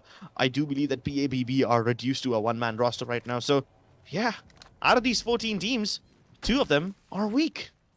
Yep, there's going to be a lot of rat plays coming in, and we might see a rat in top 5 again, hopefully. Just love to see these rats pop up every once in a while and just spoil the party for everyone else. It's rather fun to watch. If we can get a rat cam later on in the game, that would be good. But 1 HP here seem to have spotted their next victims, moving on in on the Gibby that Crips just cracked. Of course I'm cracked. It's not even a question. Just kidding. I'm done with these double name jokes. But yeah, this portal play, I'm kind of excited to see how this one works. He's gonna face past the Watson fences. Now that's great because with the fences not breaking, nobody will figure out if they have been crossed or not. Yep, but Crips here moving on into a 1v2 here alone. See if he can clean this up with the team just backing him up there with the charge rifle. I'm pretty sure that Zeox there backing him up because he always has the charge rifle in his hand. Gibby ult comes down, but Crips gets the first knock, pushes it down to a 2v1, a 1v1 actually. Should be enough just to clean him up. Zeox gets the crack with the charge rifle. Crips cleans him up with the wingman. Easy 1-2. Crips spots his next victim and moves on in. Bangalore just running in circles there, not knowing what is happening to him at all. It looks like a solo. And Crips is just gonna slide on down and be like, get off my high ground, this is mine. Yeah, now the rest of the team is also gonna follow. It's about time that they start planning their next move, because so far they're pretty safe inside over here, and they don't really need to do all that much. They have the safe zone as well, they've got decent cover, they have displaced a couple of other teams, and there are some opponents under them, so there's absolutely no reason for them to leave this region. But with RPO coming on top of them, will they be able to anticipate and manage this threat? Shizwal also towards the left-hand side, and RPO has another team coming in from behind them. 1HP has 2 teams in the same area, in the same POI. But one thing that's working for 1HP is the fact that they have 3 rotational characters. They have the Wraith, they have Valkyrie, and they have Ashe at the same time. So they have enough to get out of these sticky situations. But once it comes to endgame and holding a spot, they might run into problems because they do not have that defensive character on their game like a Gibby or a Caustic. Crips here going on and beaming Hank and just getting him out of the lobby there. Another kill picked up for 1 HP here. And they might opt to rotate out, but knowing 1 HP, they're probably going to end up taking this fight. You seem to know them a bit too well. Let's just hope the others also don't know them this well, because then they will be able to get a read onto them. 1 HP, getting shot from another team who's inside the zone, but for now they can't afford to focus on that one. They know for a fact that another team who was just here managed to escape towards the north side, and they have a feeling that RPO might still be in the vicinity, so they've got to make a choice. Do they continue going north, or do they move towards the east? There's danger in either direction. Yep, and that's where that Valkyrie ultimate is going to come in handy for 1 HP, but they're definitely going to make sure that it's safe for them to get it off, because they are being focused from the eastern and the western side of this map here. So let's see if Zeox can find him a safe spot with an Ash ult first, and then Valkyrie ultimate outside from some cover. Moving on here to Red Vipers here. Zafri and Non-Kebab postured up here with the team pushing up on them. Looks like... Oh, it looked like two teams, but it's just one team holding a caustic here, but they just get pressured from two sides with charge rifles. That's got to be annoying to face. Well, this is such a difficult circle. 11 teams are still alive, and one of the duo squads has died. I'm not sure about the status of that solo survivor from PABB, but definitely all the other teams that you're going to be facing right now are going to be 3-man rosters. You're not going to be facing any people lacking. Red Vipers, though, holding just this little fence as cover, and El Rata climbs over top of the rock, beams down another person and goes back to cover. Zafri also falls. It's just down to Non-Kebab in a 1v3 situation. He can't even leave this rock facade because he's got his opponents in front of him, and if he tries to go somewhere else, he's going to be beamed by another team with a charge rifle, trying to find a little space in between all that caustic gas. And he's got another team coming right to him with the Ash. He turns it into a dead box. Non-Kebab takes the kill onto Lycoris. But is he going to be able to salvage anything from his teammate's banner here? But as the other team moves on in, but it doesn't look like he's just going to have to go on and rat out the rest of the game. Another disappointing game here coming in from Red Vipers here. Their team being wiped out in the top 10 with only Non-Kebab left, but hopefully he can get them back up. I don't think there's any respawn beacons available. He doesn't even have a mobile one unless they can find one on these dead boxes. 1 HP though, they've taken a brilliant spot on top of the little globe house. They have got all the elevation they need. The only team who can probably stop them is the one who's currently residing inside of that building that Crips is heading towards. I mean, you gotta keep in mind there's more than one team. There's just like 2 to 3 teams that he's gonna have to look at. Yeah. So he's gonna have to think twice before he decides to push that building. Especially since it's not really in the zone, so he's definitely gonna have to think twice before making that move there as Crips, because he is getting shot in the back as well at the same time. And the next zone is kind of in the open. Oh, Non-Kebab gets beamed down by 1 HP, and he gives up his kill also to the one team who doesn't need all that many points. So 1 HP just stat padding right now. Yep, they're stat padding on their old teammates as well, so they're gonna be a bit salty. Non-Kebab's gonna be a bit salty about that. I'm pretty sure about that, knowing him. Going into the next game. Well, rest, reset, go again next game. That's all I can say. Well, let's see if they here. can indeed go for the reset. What do you think about DD7 and the spot that they're holding right now? I mean, sure, they're at the edge of the zone and they need to make their way inside, but at least that's got elevation. Does that really account for anything in a zone like this? In this zone, I think that if they're gonna have to hit their Valkyrie ultimate right now, which, well, they just did. So, oh no, he should have bubbled that. The bubble comes in too late now. A bit too late now. This is gonna get a bit interesting because DT7 has nowhere to go. They've been left behind by the team on low ground. They still have another team to deal with that is on low ground. They're gonna have to fight their way out of this because they didn't manage to get their Valkyrie ultimate off, because this zone hurts quite a lot. So it comes down to no, then that's DT7 being wiped out, and RPO here looking a bit unhealthy with 1 HP trying to push on in. Oh, this is the compound that 1 HP was holding. Some other team has pushed them and boxed inside. Now, this is interesting, you know, because 1 HP were the ones who are either on top or underneath. Someone else tries to come in and invade their compound. They're going to be dispatching them off with relatively no difficulty. And as they find their way into the next zone, they have a decent amount of cover for themselves too. Not too many teams trying to third party on them. It's just Alchemist Esports who managed to get one knock on the Crips, but they will be easily accounted for as Frenzy goes on a killing spree and destroys Alchemist Esports. He's bought enough time for the reset, but some other team looks to get in and get a piece of the pie. It's Haiwan Gaming who wants to go ahead and finish off 1 HP before they have a chance to reset. Haiwan Gaming here trying to solidify their first place, make up for not winning the last game here. This is a 2-man to deal with from 1 HP. Gonna pop the blood on ult, but he gets stunned by that Seer Q. Gonna try popping it again now. Gonna try going for the push here as Haiwan Gaming. They do manage to get Crips up, but he gets taken down once again here. This should be a simple 2v3 for them, and they clean up. Now they've got to focus on resetting, and he's getting ready for the next fight, as it is only a duo by the looks of it. And it should be an easy win for Haiwan. Very well played by Haiwan Gaming here, making up for the errors that cost them the last game. Definitely no errors this time.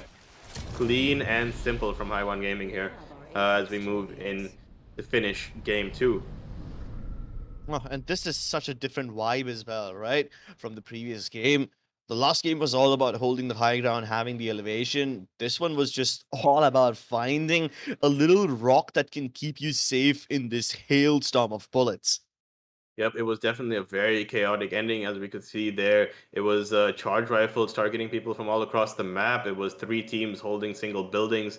And I feel like DT7 would have had a very good chance at winning that game if they managed to properly pull off, execute that Valk ult, actually. What they had to do there was probably Gibby Bubble before putting it off, because there were like at least 3 to 4 teams looking at them at that point. They did have to burn resources, but not opting to, ended up costing them that game. Yeah, and that building which DT7 was stuck inside, that was such a crucial building as well, because there's so many teams present in that region. I mean, you remember when we spoke about 1 HP Crips trying to portal up towards that building, if not the actual building, but like a little closer to it? I was a little concerned that he's heading towards certain death, but then I realized, hey, those guys are probably just going to keep themselves busy inside the building. They will be having no bandwidth to even take a look at 1 HP. So yeah, in retrospect, it makes sense. Yep, it makes sense because he was probably trying to get some picks off of those kills, just steal some of their kills from them as that fight went on, and try to clear up that side of the map so they have a free rotate in as they move on. So he just wanted to take up some space there and hold that area for his team. But as we've seen, 2 of our tournament favorites moving in here, 1 HP and Red Vipers, have slightly underperformed. 1 HP not so much, because they did finish 3rd and 4th with quite a few kills, but definitely a bit disappointing from Red Vipers here. Finishing sub top 10 in the last 2 games here, but they might be trying to redeem themselves as game 3 moves on, and especially since it's World's Edge, it's their favorite map. Yeah, let's take a look at the highlights and see exactly where it all went wrong for Red Vipers, potentially a favorite team of the tournament, but they've got no choice but to go in for a fabulous 3rd game. Otherwise, they won't make it to the semis, and that will be a disappointment. Nightwing Gaming. This is the team that started fighting in Cascade first, and while this fight was a little labored, a little difficult, they did win it in the end. Yep, and what's important is they didn't get downed as well in that fight, so it didn't give any space for a team to opt for a third party during that fight. And as we see here, Alchemist Esports starting off the game once again with an aggressive push here, as they did in the last game as well. Alchemist Esports, they did end up getting more kill points than placement points. That seems to be the theme of their tournament so far, slightly more aggressive. As we move on to watch PABB, who did not have the best of games here, moving into game 2 with 1 HP here. Crips just definitely just dominating this team in a 2v1 as they moved on. Oh, and as we approach this endgame segment, 1 HP, I love the way they were moving around. They went from Stormcatcher to Thunderwatch, and then you'll see that Crips alone over here is trying to go on a killing spree. Meanwhile, his teammates are still holding Thunderwatch, and they're just providing cover from him, cover for him from far away with the charge rifles. So while Crips is like the tip of the spear, the rest of the spear is being held back, being you know, in a safe place, and in case Crips dies, his teammates can still make up for it. Nankebab tried his best to stay alive for as long as possible, got a couple of kill points before he finally hit the dust, but in the end, he had to concede his life to none other than 1 HP. Yep, the flaw with the flaw with 1 HP being they get a bit greedy when it comes to endgame, 4 kills. So just not having the patience to hold back on certain pushes has costed them in the last 2 games in a row. As we'll see here, Crips getting taken down early on towards the end of that game, giving his team no chance to survive that 3v2.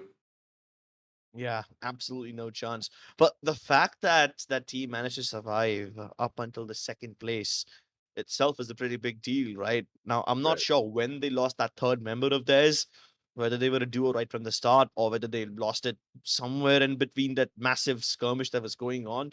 But again, they were not the team who was participating in a lot of fights. They were just holding their ground and making sure nobody else came close to them. And that conservative approach got them to the second place.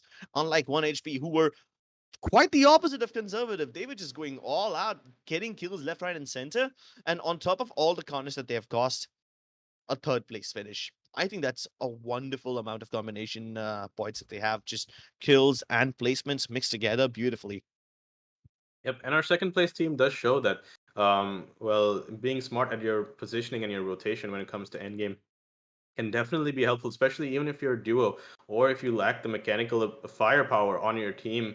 If you do focus on getting on well perfecting your positioning and your end game calls and your end game placement, that's just going to take your team quite far.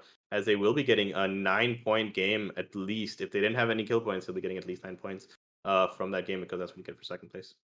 And 9 points is good enough, right? I mean, at this point, the max that we have seen a team score is 20 points. We haven't seen any of those 30 bombs, 40 bombs today. So 9 points seems pretty respectable. And this is just the second game. We still have one more game to go. You get like 5 points in the next game, and you should be sorted for the top five finish. That's all that the objective is today, to get inside that top five anyhow, so that you can at least have a showing in tomorrow's semifinals, or the group stage rather.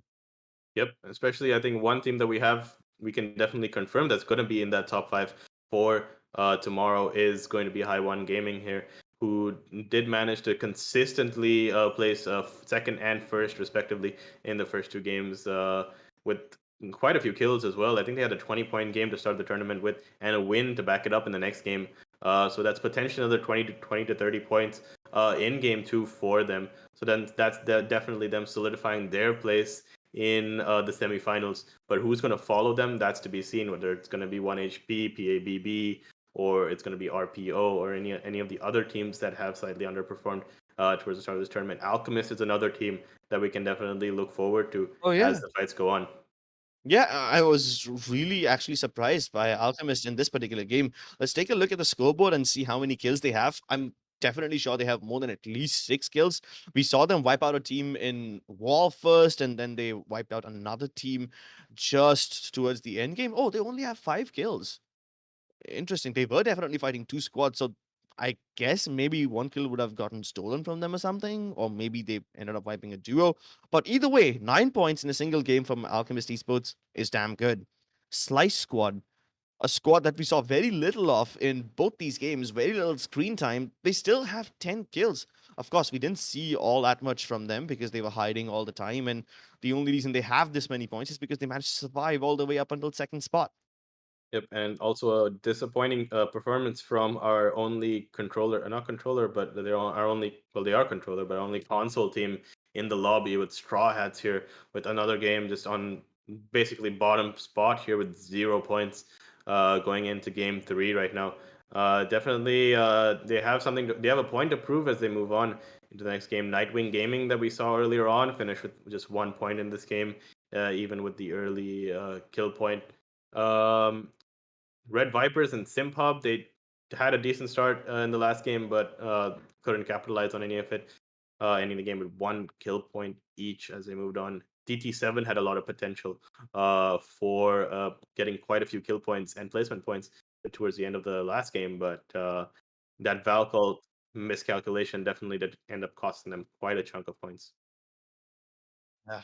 Well, that was indeed a chunky mistake. Let's see if they can make up for it in the next game. But before we hop into game number 3, ladies and gentlemen, we'll be hopping into a short break. Don't go anywhere. We'll be right back.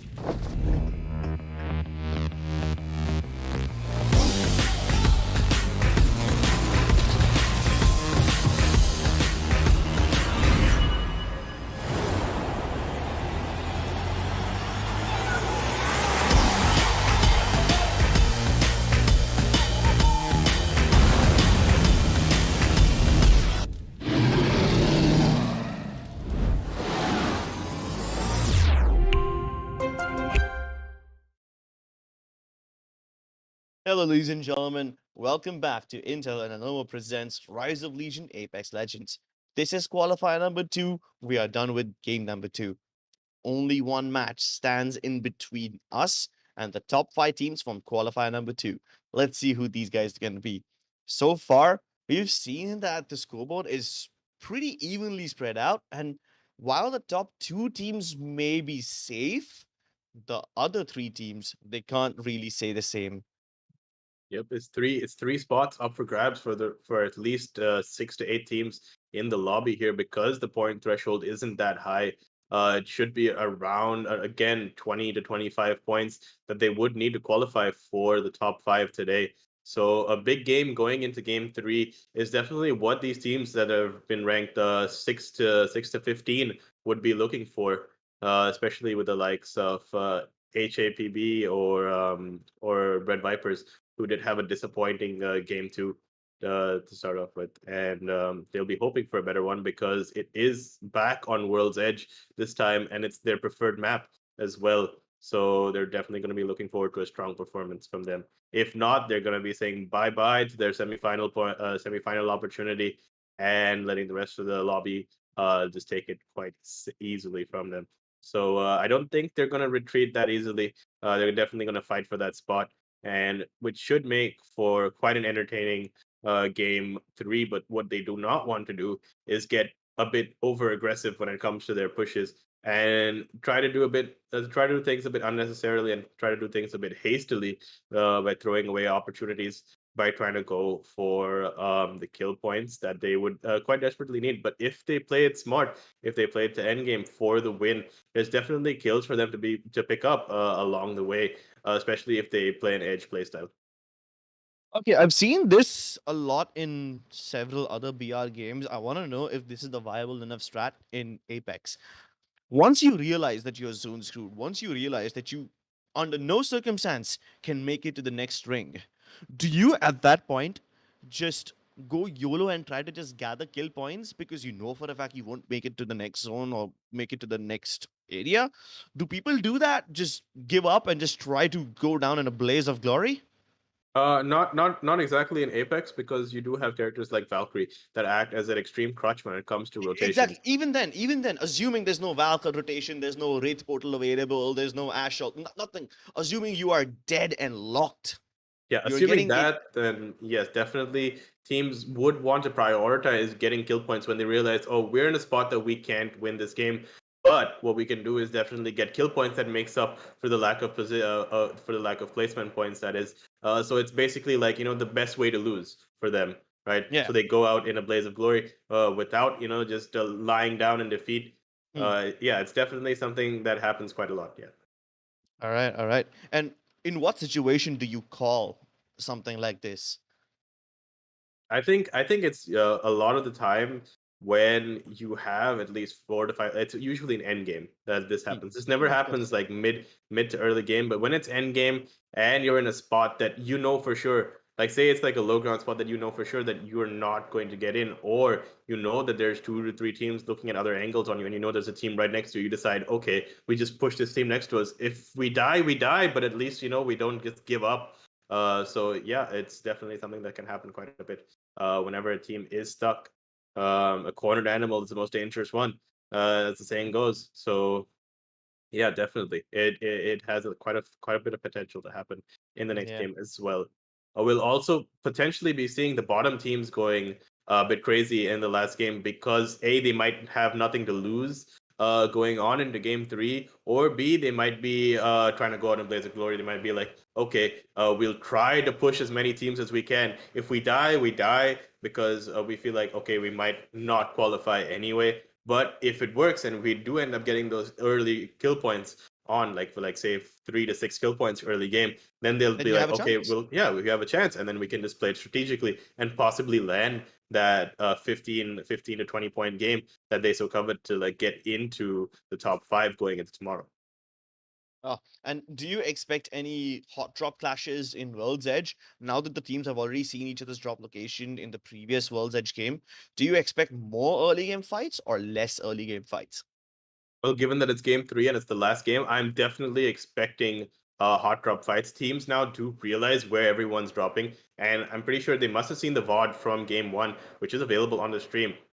So they probably must have seen that, and if say the stronger teams do know the positions of some of the weaker teams, and if those teams say are lacking points to qualify, they might decide to drop on those teams to get themselves an early advantage with kill points. Oh yeah, just feed on the weak even more and just pat your stats to the extent where even the worst of fates just cannot stop you from qualifying to the next stage. That Yep. could be a viable strategy that we see from some of these teams, but so far the top teams, their drop locations are more or less solidified. 1HP is most likely going to go to its thermal station. Um, who else? We have Red Vipers. The Red last Vipers time go they towards dropped, Climatizer. yeah, the last time they went to Climatizer. Let's see if they change the location because they had to fight 2 squads over there, and that's certainly not the way you want to start your game, especially when a team like Red Vipers is already lacking points. So they might want to adopt a much more safer strategy. Yep, we might see more teams contesting frag East and West, because sometimes teams do tend to do that when they want some kill points in qualifier rounds, especially because teams afford themselves that luxury of playing it a bit more aggressive than usual. So the last game is going to go one of two ways. Either A, it's going to be a very aggressive game, so teams pushing each other off drop and with a lot of action to start off with, or B is that teams play it smart and play it for the end game and try to get themselves those placement points and prioritize that along with getting their kill points. I think the teams from the top 5 right now, the say like team number 3 to 7, would definitely be playing a more placement oriented game going into game 3 because they want to hold on to their spot and they don't want to be going out pretty early. So they definitely want to have like that strong ending to their game, and if they go out early with a lot of kill points, that still might not count enough. That might not be enough for them to qualify. So they definitely want to get that at least top 5 with about a decent amount of kill points, like say 6 to 7. So we'll see how it pans out as game 3 is about to start right now. Yep, all the win conditions have been set out. The math has been done. Now, only thing that we are yet to do is pull the trigger. Let's see what happens when we jump into game 3, ladies and gentlemen. It's going to be World's Edge once again, and I can't wait to see what we have in store in this one. I mean, logic dictates that some of these teams who are in danger might have to play it safely, but on the other hand, you might also see them get a bit too desperate and try to go for these aggressive plays. Either way, this game is gonna be one of extremes. There's not gonna be any in between. There's not gonna be any team who just tries to oscillate in between the two and fight like one squad at a time. I don't think anyone will get the luxury of fighting one squad and getting away without a third party rolling up. I don't think any team can get away with that. Yep, definitely on a map that's like World's Edge, where the POIs are closer together than something compared to like a Storm Point, where you're less likely to get third party as fast as you can be on World's Edge. But once again, design wise, World's Edge is definitely going to be fun to spectate because it is like by far the best map we have on The APAC OG South. map, yeah. Yeah, it's the OG map and it's the best map for competitive by a long stretch. So it's going to be an entertaining ending to qualifier number 2 here. Well, qualifier number 2 is here, ladies and gentlemen. And 2 is the last game of this qualifier. We start off from Skyhook, go all the way down to its 3, just bisecting the map vertically. Let's see if these teams can keep the same drop locations or change things up. I'm We seem already to already seeing- have early game contests here. 1 HP being contested on Climatizer, and then we see a contest coming in on Skyhook East as well, along with 3 teams moving in on Frag West and East. We see RPO here moving in to try to third party the Frag East fight that's going on right now, as they landed on Frag West pretty late. Oh no, this is so risky! The beam from the Alternate is damn good, and Primordial seem to be in a position where they can salvage this fight, but with KTM owner already dead, this could become a little difficult. GB facing off on his own, and the Wingman is good enough to kill both Stuki and Goldie FPS, and with that, they win the Fragment fights. Yep, KTM owner back on his bike now, and they've got to reset and get ready for the third party coming from RPO as we move on to Skyhook east here, my bad, at the train station here. TLS here moving in for a kill. Their opponent's just retreating here with their caustic just on white shield, having a whole 3-stack chasing him. Not look like it's a good start for them, but TLS is going to capitalize on it. Going out and, well, eventually pick up this kill as the 6 damages do come in from the EVA 8. I mean, I personally kind of hate the EVA 8 right now. I kind of prefer the Mozambique more than that. But at that range, if he's able to kill a person who's bleeding and hemorrhaging internally, the EVA 8 is decent enough to finish off players who's already lacking HP. 5,006 damage shots later, Dusty has been wiped off. He moved on. I know, right? Like, back in season 8 or 9, the EVA 8 was my favorite, along with the purple shotgun bolt. But now it just seems like I can do much more with the Mozambique, man. I'm not sure if it's because the Mozam has been buffed, or because the EVA has been nerfed, or probably because both. It's definitely both. The Mozam has received an ammo capacity buff to it, and the EVA 8 has been nerfed. It consistently hits 45 damage now. It's almost like a wingman at medium range. Yep, and as we move on here, Ford trying to hold in this building. Well, what they do have going for them is that they have Caustic to hold in an inner building while their teammate tries to reconnect. Momo's here. Unfortunately, just stuck in that corner, and I feel like it might be 1 HP pushing on down on them because they do land on Thermal, which is right next to the spot. No. Definitely not a good situation for them to be in as this game goes on. Red Vipers here as we move on. You see them... This is so unfortunate. Neighbors off. Like, there's 2 teams right now who have just 2 members, and all of these, not their fault. Disconnection from Nantuab, disconnection from this team as well. It's Slice Squad who's trying to corner them inside, and the Caustic Gas keeps Slice Squad away for now, but Papiloma overextends. He might just end up going down. Beyond tries to make good of a situation, and Jamar has been able to take 1 player down, but YCD player comes through with the trade, and here comes the squad wipe. They haven't found the 3rd person yet. They haven't found that Valkyrie who's probably still alive in there. They might just ignore him. That being AFK might have just come in handy here for the side, but we're about to find out if they ended up seeing him. But they do not have a Bloodhound or a Seer on their team. Oh no, they found him, and that's lights out for Momos. Better luck next time. This guy probably dropped some Momo chutney on his keyboard. That's probably why he had disconnected to clean it up. Or maybe he just had a poor internet connection, which isn't even his fault. Again, these tech issues, man. I mean, I know that they're really frustrating, both for the audience and for the players, but it's just how the game is. Yep, there's not much you can do about it. Well, it's not something that's in your control either, especially when it comes to internet. It's just something that you have to sit and deal with. It's extremely frustrating. TT7 here, moving on to Thermal Station. Spots a team holding the middle of it. Might be 1 HP because it is where they land, but could be somebody else who's moved in a bit early. We see Gummy Bunny here. Quite an interesting name. I know, right? Kind of sweet. It's a very sweet name to get killed by. You got killed by a Gummy Bunny. Yeah, that's gonna hurt, right? Like, imagine getting killed by a guy named Gummy Bunny, or maybe something more, you know, chubby, like, let's say, imagine getting killed by a guy named Teddy Bear, or, I don't know, Goofball, or something like like you're getting killed by an edible, or like a... Yeah, exactly. Certainly you can't digest that.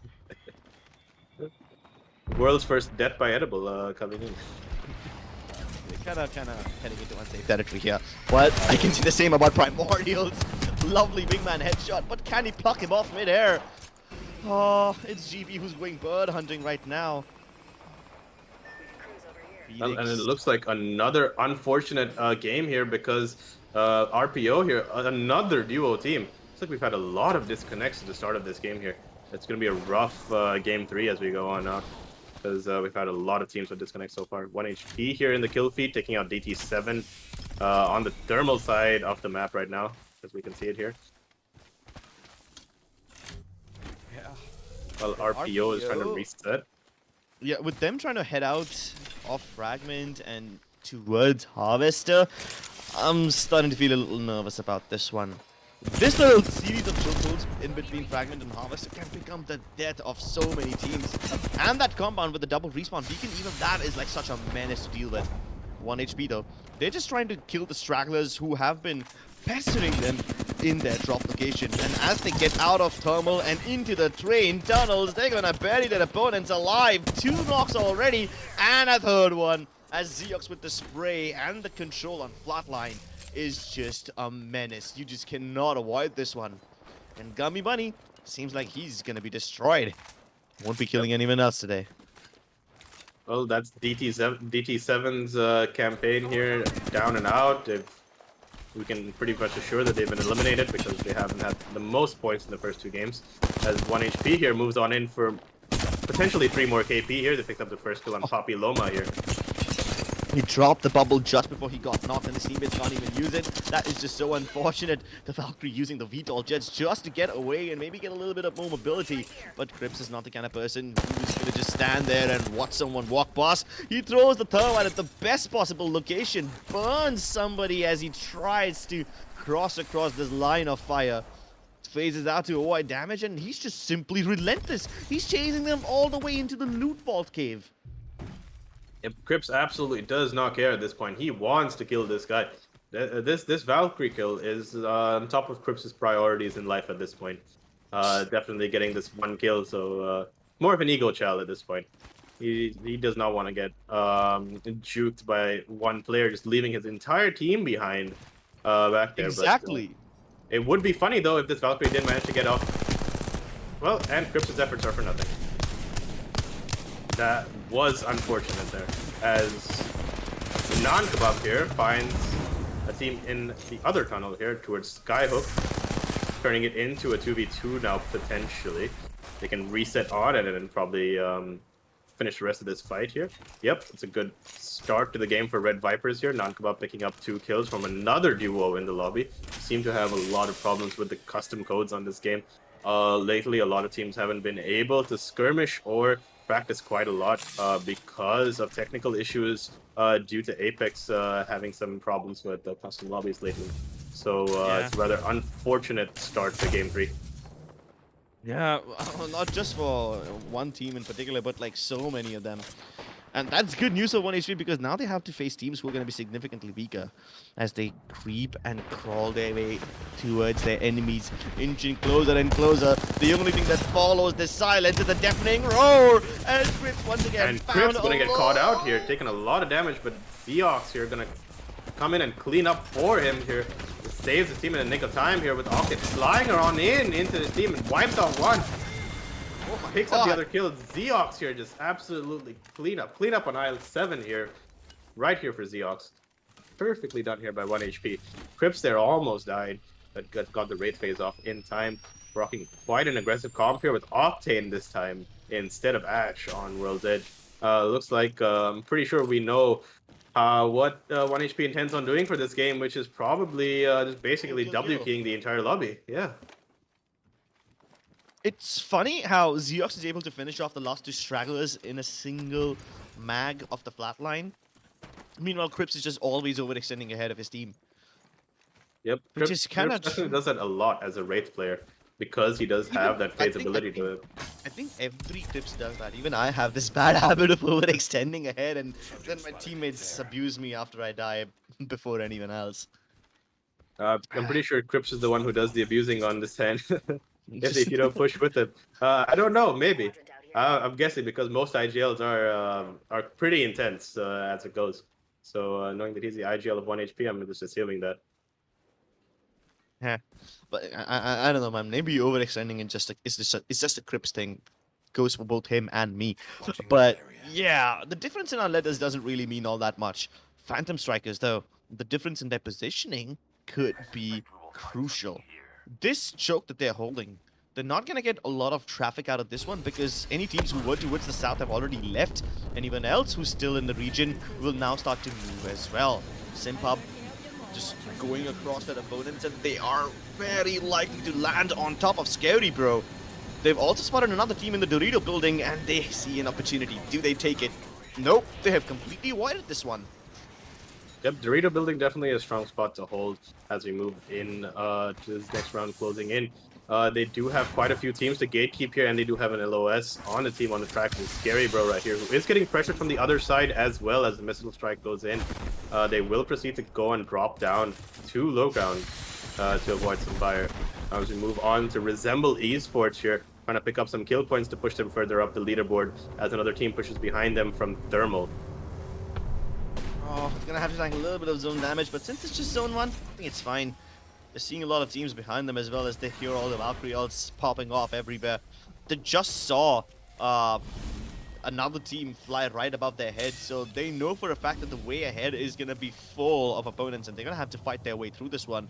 But luckily, they don't have to move too much in order to get into the next ring. Yep, but keep in mind, there is a duo holding that choke there with Caustic. Now, although they do not have the best shields, they have like a white and a blue, if I remember correctly. So it's going to be... it might be an easy wipe here for Resemble Esports as they move in to the next zone here.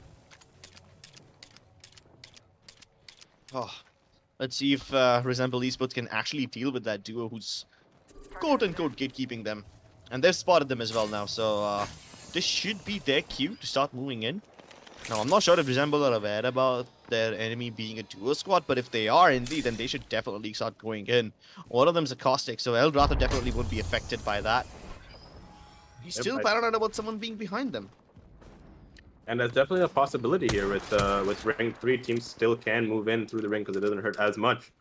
The next ring will, though. So when that starts pushing, he won't have much to worry about. But by the looks of it, the team has left high ground and has moved on to hold his spot from low ground, which might be problematic for them. And once they realize it's a shield disparity, they might push on in. Primordial's here, trying to push up here to get some kill points. Gets his track on the Caustic GB, but his teammate goes down. Eye Trash here, getting a kill. And this is just turning out to be tragic for Primordials as they get taken out by Eye Trash. Oh, GB somehow manages to stay alive. His teammate will join him, but can't be quick enough on his feet as he gets taken down.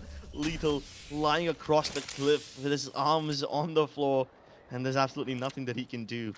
The best case scenario. Caster's curse.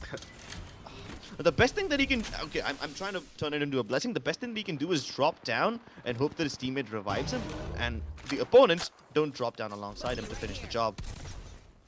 Yep, that'll be a very tough event to happen, but well, if GB said his prayers, then maybe miracles could happen.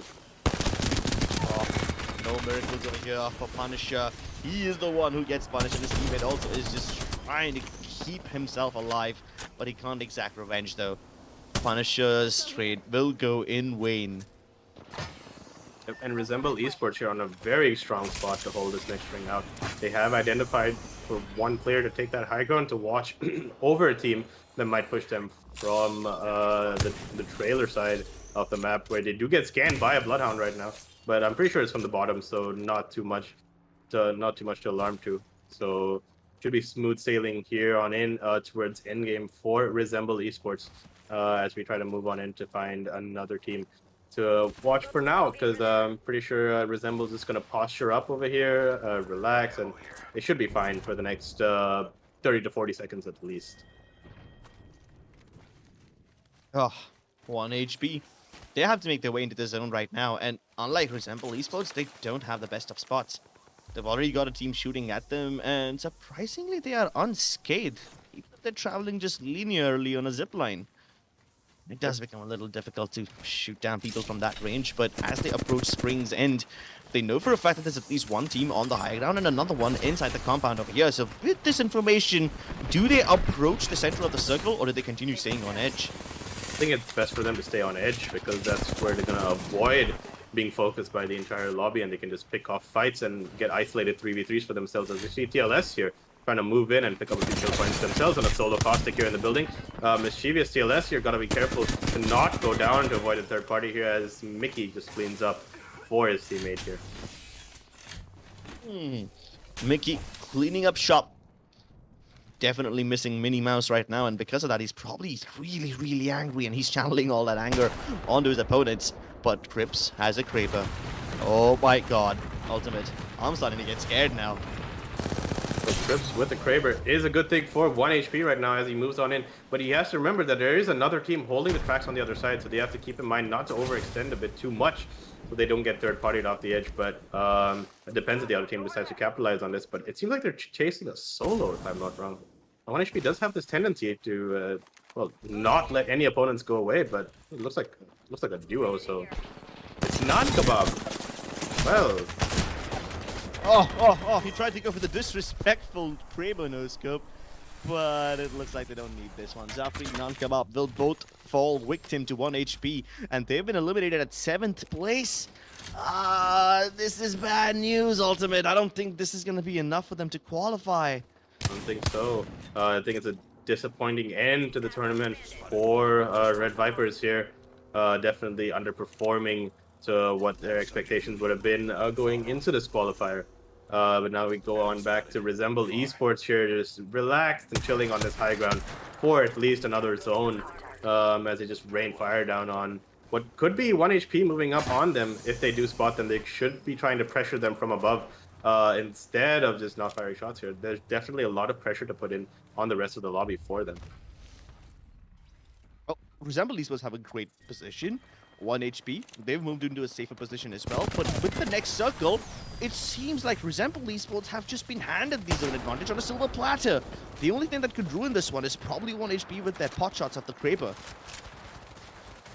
Yep, and if they do end up winning this could be a 30-point game for 1 HP because by the looks of it, they have around 13 to 15 kills going into the last circle. Zeox alone has 10 kills. Yep, like we said at the start, they have that tendency to have that one big game in every tournament. They would place consistently in top 5, and then all of a sudden they would just pop off in the last game, going a hell of a leather right here. And they move on to pick up the Valcult to move in to get that final ring rotation as they move in with Resemble pressuring them from the top, shots failing to connect though. Are they going to try landing on them? They are!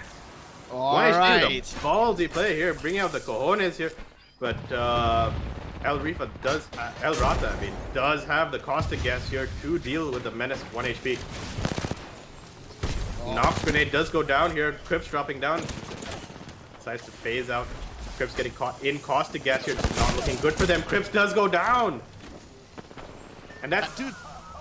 Well, Frenzy does pick up 2 kills with the Massive. Massive coming in clutch for him. It comes down to a 1v1, but no, that's just 1 HP losing a member now. Quite a messy fight for them, losing out on Crips here, having to be respawned by his teammates, but definitely Zeox doing good enough to clean up. Yeah. I mean, they've got the mobile respawn beacon up top. No other team can push them. If they want to do so, they leave that up to Valcult on top of them, or use their zipline, which is basically a suicide statement. And naturally, his teammates can just maintain pressure long enough to avoid Crips to get back on the ground and get all his weapons back. And these guys have 2 care package weapons as well. They've got the Mastiff and the Kraber. They've got both long range and short range supremacy. They've got the height and the weapons. I think this is just one of those games which 1 HP cannot lose. Yep, and the end of this qualifier just coming down to a 3v3 basically. So we're basically now in arena mode. We have 1 HP here, who have definitely solidified their qualification into the semifinals, up against TLS here on the bottom. Who haven't had the best tournaments, but they're now into top 2 with a decent amount of kill points. So if they win this could potentially be their ticket into the semifinal tomorrow. Yeah, and even if they don't win this game, if they can just like get a couple of points, maybe get a knock and then finish that thirst as well, that should be enough to boost them. There should be a 10-pointer game for them. Even if they finish second, they have already got like 2 or 3 kills. That should put them about 10 points, a couple more. Give them a little bit of a better chance. Meanwhile, Team 1 HP have 18 kills in total already. Put that along with the 12 points you get from winning, and you have a 30 bomb. Definitely. But what's going for 1 HP as well is that they've just cornered them in at this point. So it's just a waiting game. and looking at each other through the window. Yep. God forbid if 1 HP has nades, it's basically game over for TLS. TLS has some nades left. Although I'm not sure if using them is going to be that easy for them because they're the ones who are boxed inside. And keep in mind that they have to leave this little box and move towards the center of the circle later on. That can be easily denied if 1 HP throw nades and just delay their push. a portal play could work, but Mischievous, does he even have that ready? I think he does have that ready, but does he have the presence of mind to pull it off right now? He decides to pull in the mobile respawn beacon to block it in, and pulls off the portal play at the same time. So it's definitely well thought out. But the thing is, his portal pushes him to like a further and more disadvantageous side of the map for them, with 1 HP looking at them from above. So there's not much they can do here besides try to move out and probably push Crips here, who's positioned on top of them. Yeah, Crips is the one who's isolated, so if they can just somehow get the shots onto him, it would be great, but his teammates providing cover from above, acting like the Overwatch system, the early warning system has failed, and it's now boiled down to nothing but a pure brawl as the raid teleports back inside to safety. They're all stuck in this little corner, and at this point, the Massive Team just make mincemeat of them. This is turning into a disaster. 1 HP have Zeok on full health, down to the last man, and all they need to do is get this last kill onto Kudatai. 1 HP left, and indeed they are the champions. Yep. Quick, easy, and simple for 1 HP in this round. There were a lot of duos going in, so that did make life for them much easier going into endgame, because this game just finished with it came down to 3 squads when it came to the second last zone. So quite a straightforward game for them going into the semifinals, and definitely booked themselves potentially as the #1 team from this group, at least, moving on to tomorrow.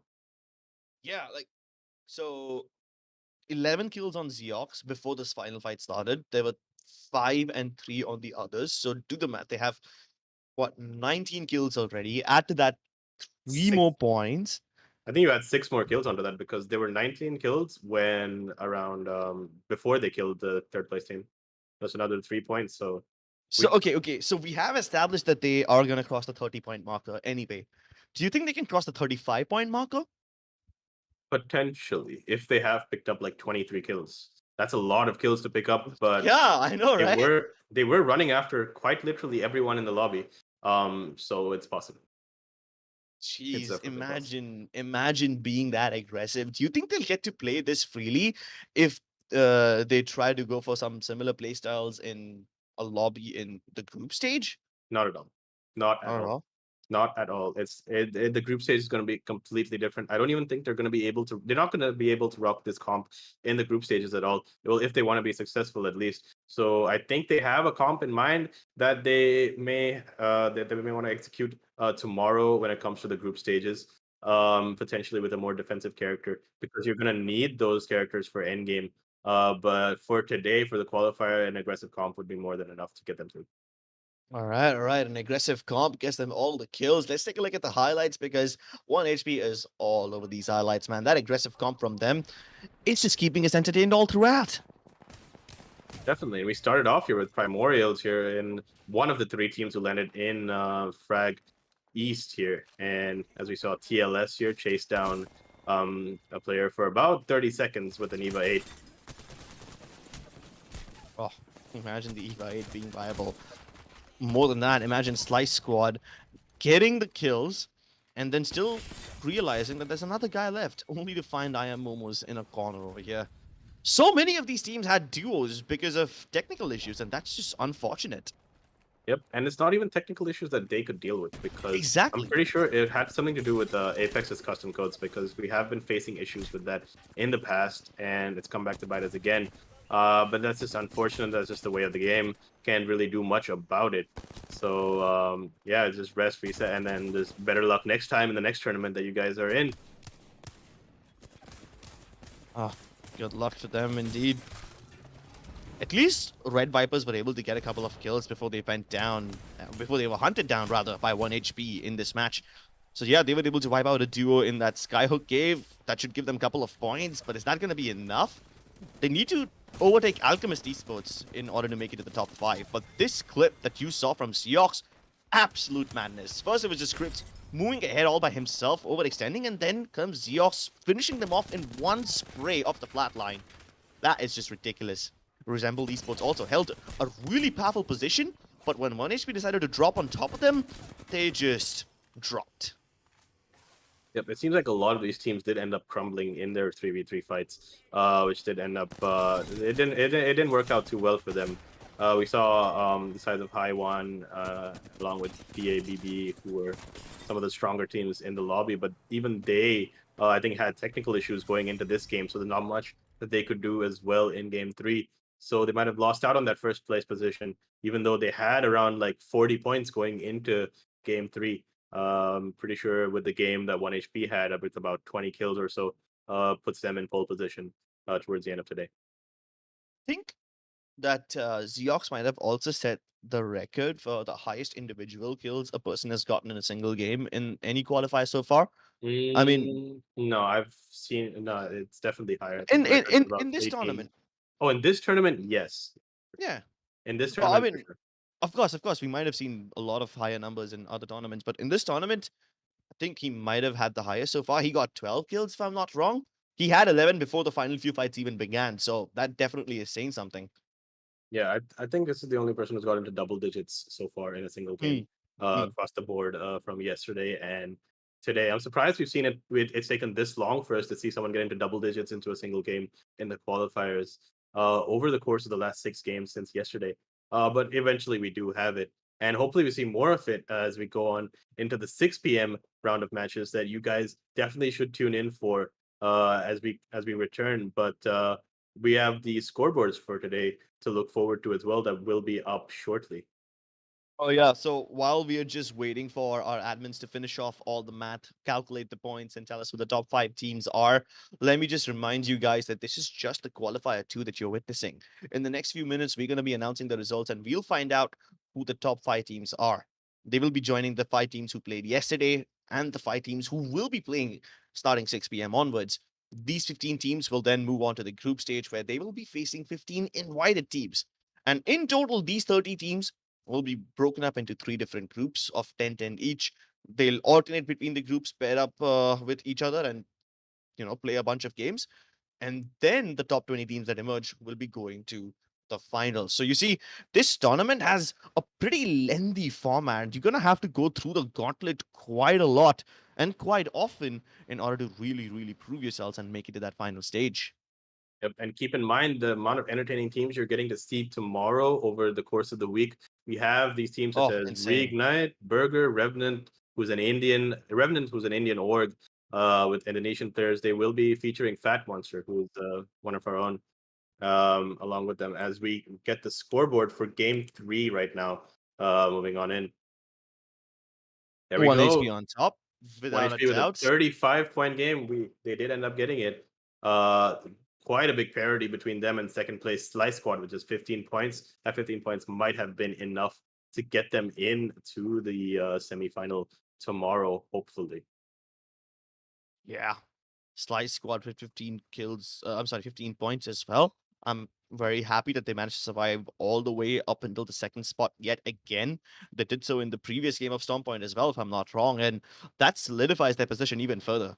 The Lunatic squad having a good game, even Primordial for that matter showing up, but this is the only time that Lunatic Squad and Primordials have actually put up a good performance, and I'm not sure if this one-off game is going to be enough to take them into the top 5. Yeah, I definitely think it's not enough because even though Haiwan Gaming had a disappointing performance in the last game with just 4 points, they had 40 points before this, so that's more than enough to solidify their spot going in, along with say the likes of Alchemist Esports and Potato Aim Big Brain, because they did have around 30 points going into this game because they've averaged around 8 to 10 points per game before this. So maybe those 7 to 9 points in the last game might not be enough to push them through. Oh, I really hope that it is indeed. I would hate to see a talented team not getting a spot in the group stage tomorrow. Ah, It's although that being said, unfortunate. yeah, that being said, I think the biggest disappointment of this qualifier has to be the fact that Red Vipers weren't able to do all that much, even though we expected quite a lot from them. Yep, definitely. The last game was unfortunate that they didn't manage to have a third player. But the first 2 games as well were very disappointing, and they got third-partied off drop by a duo, and then they ended up getting wiped by that even after they got the reset off later on in the game. And then the second game, they ended up placing outside top 10 once again with minimal kill points. So I think they tried going for more of a placement-based gameplay style towards this qualifier, but the placement didn't work out for them, and they didn't end up getting killed as well because of the place that they elected to go with. It would be so bad if we don't get to see Naan Kebab in the group stage. I mean, I've casted this guy's game quite a lot, and I've seen him in several other tournaments. In fact, I saw him in the last version of Rise of Legion, and he did really well over there. So not seeing him in the next stage, that's going to be a little surprising. But at the same time, I'm also happy to see a lot of underdogs rising and getting a chance to prove themselves against the best in South Asia and Southeast Asia as well, if they do manage to qualify into the top 5. So I'm happy that these underdog teams are getting a chance. And the more they face these top tier teams, the better off they will be later on. Yeah, High One Gaming, especially today, was the most impressive team. Especially being an underdog coming into the qualifiers here, we weren't really expecting them to perform as well as they did. And now we will see how well they did overall as our overall standings have been revealed to us. Moving on in. And drum rolls. It's none other than 1 HP on top. Hewan Gaming following at second place. Potato Aim Big Brain. What a massive drop in the number of points. Like, the difference between them and Hewan Gaming is just a bit too much. But after that, between Potato Aim Big Brain, Slice Squad, and Alchemist Esports, the difference is not that high. All of them in the mid-20s. And these are the teams who have qualified for the group stage of Intel and Lenovo presents Rise of Legion Apex Legends. Well, it looks like, sorry to interrupt you, but it looks like Slice Squad's 15-point game at the end there was enough to propel them all the way into the top 4 here. They would have been stuck in below the top 10, but they have made a significant comeback going into the last game here, propelling them into the semifinal tomorrow. Oh, well, it looks like that quote of having one good game which propels you into the top 5 is indeed true. I mean, 1HP and Hewan Gaming had several good games, so they don't even need to sweat it. But then Potato Aim Big Brain, they were only able to win the first game, and after that, they had a drop-off. Slice Squad made 2 appearances in second place in Storm Point and the last game. They didn't have a lot of kills, but getting those double 9s definitely helped them out. So they managed to make it to the third place as well. Slice Squad popped off in the last one. And Alchemist Esports, they were just relying on their kill points to do the heavy lifting for them. Yep, definitely. Alchemist Esports, they were, I think, our most the most consistent squad out of like the 5 to 10 range from our placements, because they consistently were getting like around 2 to 3 teams out of the lobby early on, but they just struggled with their placement and their positioning towards endgame. So that's maybe something that they would look forward to working on maybe late into tonight, because they have to fix that pretty quick, because we have the semifinals coming up tomorrow. Oh yeah, definitely. There's not a lot of time between the next match and now. So they better start preparing. They better just go through these demos and see what went wrong, see what they could have done differently, and maybe just learn from their mistakes. Of course, experience is the best teacher. The only flaw is it kills most of its students. Yep.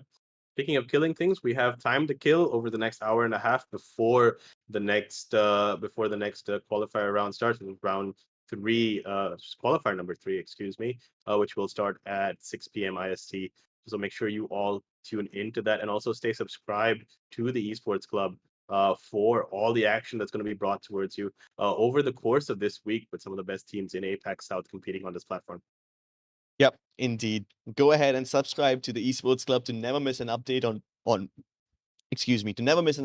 they go live, and also shower Intel and Lenovo with love for making this tournament possible.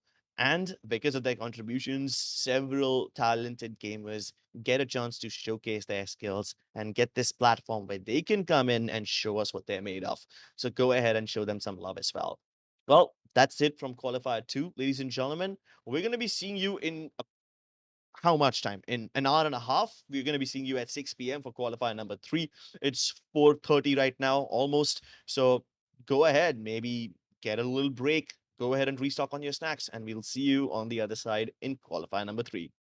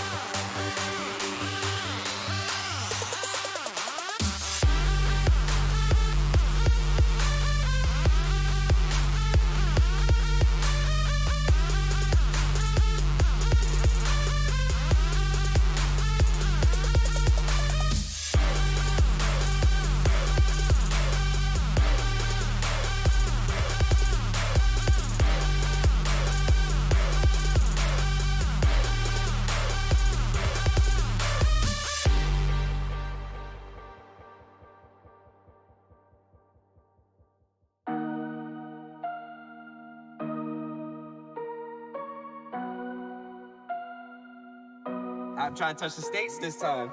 2021. Gotta show him I can still rap though. Now I'm in the game, I was on the bench. First I was renting, now I'm collecting rent. Run it up. First it with the beamer, now I want the Benz. Spending all the bag like here I go again. Outside says the chirp, now the camera phone. Told you I'ma make, keep the channels on. Why you acting different when the camera's on? Why you acting different like your paper long? 8 day wake up and I thank God. Bad decision got you wishing you could say nah. My city gritty, you could get hit any day now. On my mama, I'ma move my family way out. With some 20s, 50s, hundreds, thousands, millions, billions, trillions, zillions. I'm talking Amazon money, talking so much money I could mess around and buy Amazon. I been winning, I'm like, why me? I heard these labels wanna buy me. I don't need you, boo, I style me. I roll G's and they grind me. Now I'm on my game, nothing is the same. Who am I to blame? Money made me change. Cardi in my ring when I'm switching lanes. Money in the carry on them Boeing planes. Money in the carry on them Boeing planes. Now I got a buck for all those rainy days. Ain't have a day off in like 80 days. I got hustles in like 80 ways. Kids if he won't take a lazy day. Wifey on me told me take a break.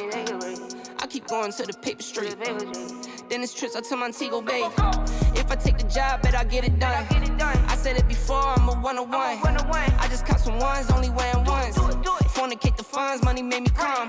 Diamonds on your neck, bet they on your neck. You want that watch, you better rock a tech. You want that chain, you better cop a vest. You want the check, but can you make it stretch?